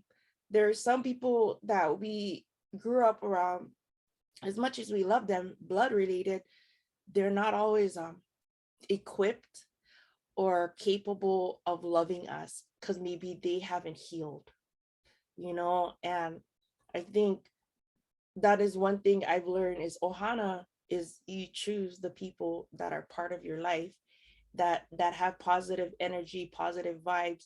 Not that we don't have problems, we do, is just you can be safe around them.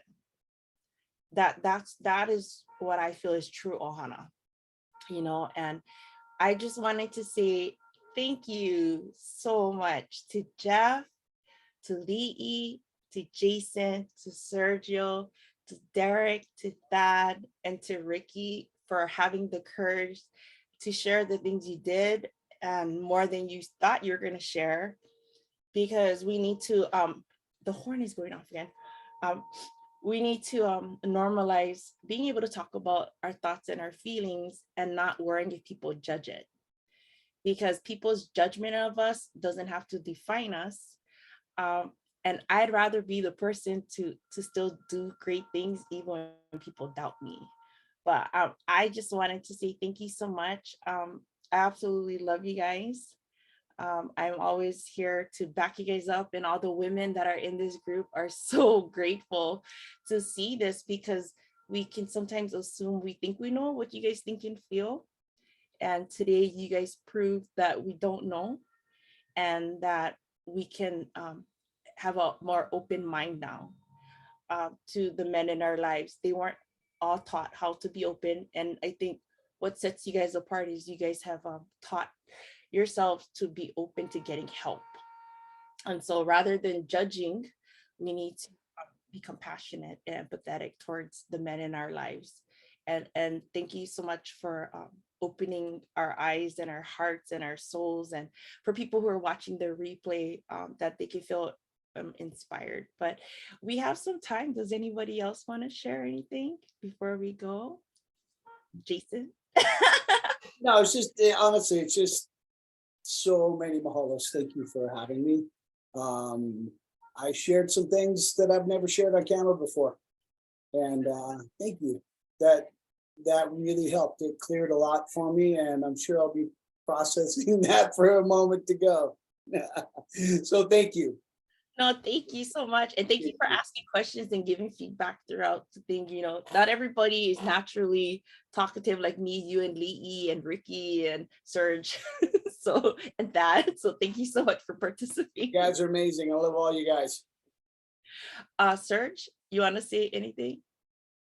Oh no, yeah, I just want to say, like I told you yesterday or 2 days ago, and like, thanks. I appreciate our relationship. You know what I'm saying? Like I said earlier about like COVID, it was like a blessing in disguise, because I've met so many solid people just like online.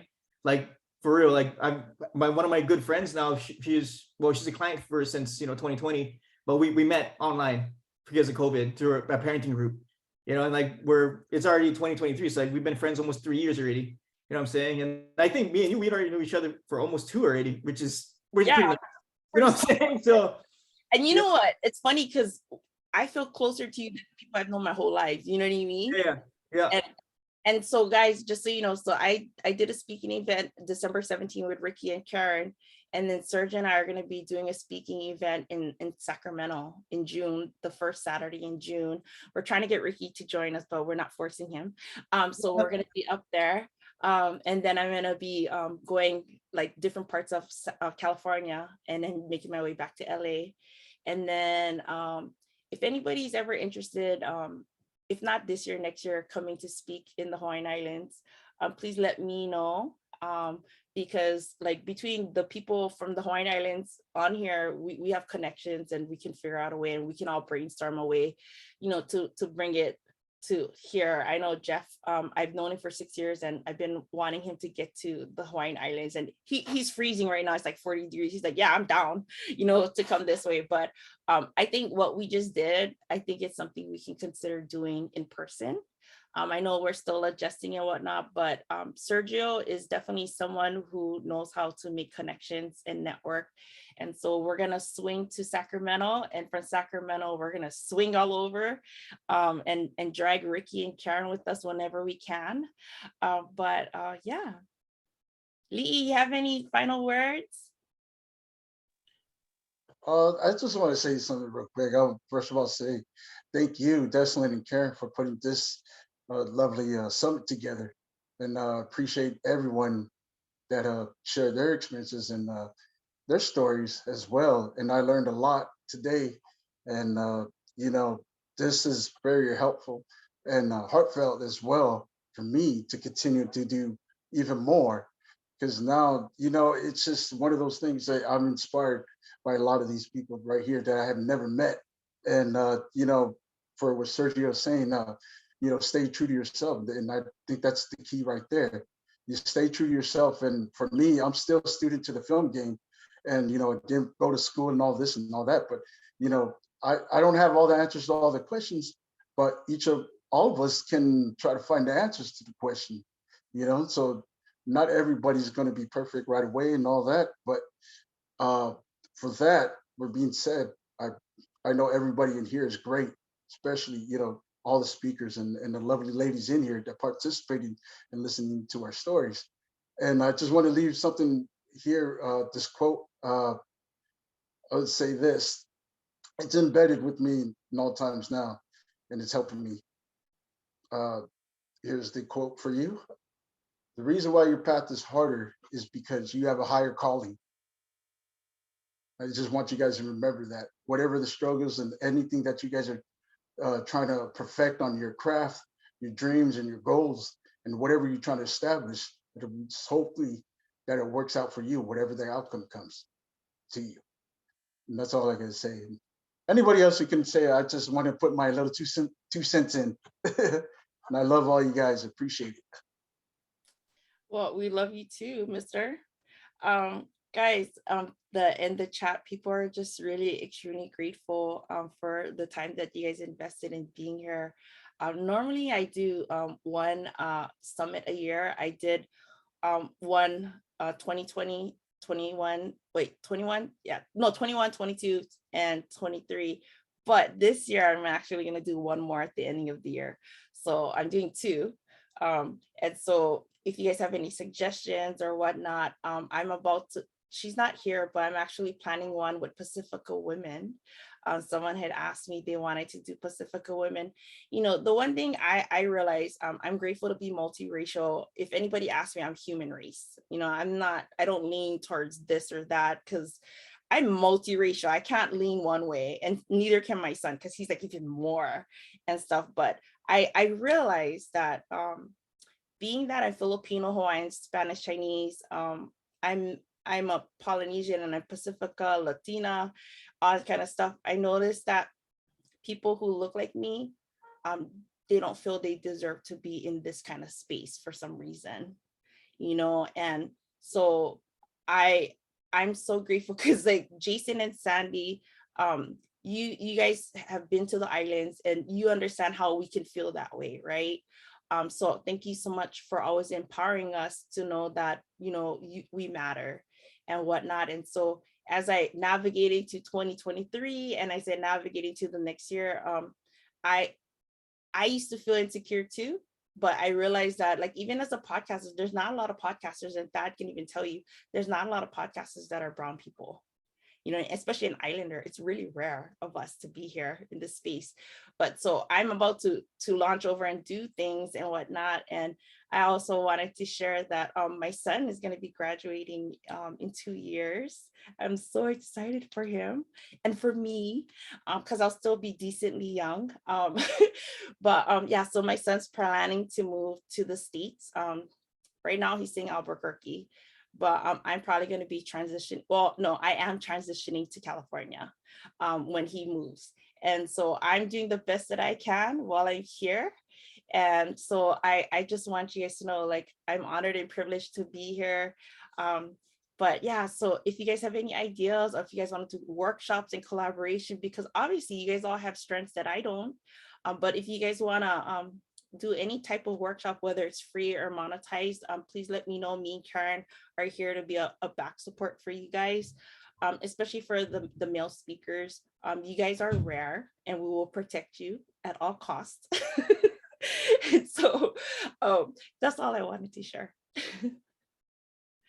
But yeah, guys, thank you so much for joining us for the Healing Summit. And we just wanted to share our love and to wish you guys an incredible rest of your Saturday.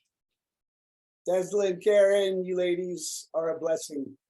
Thank you. Thanks, guys. Bye. Love you guys. Aloha. Bye. Thank you.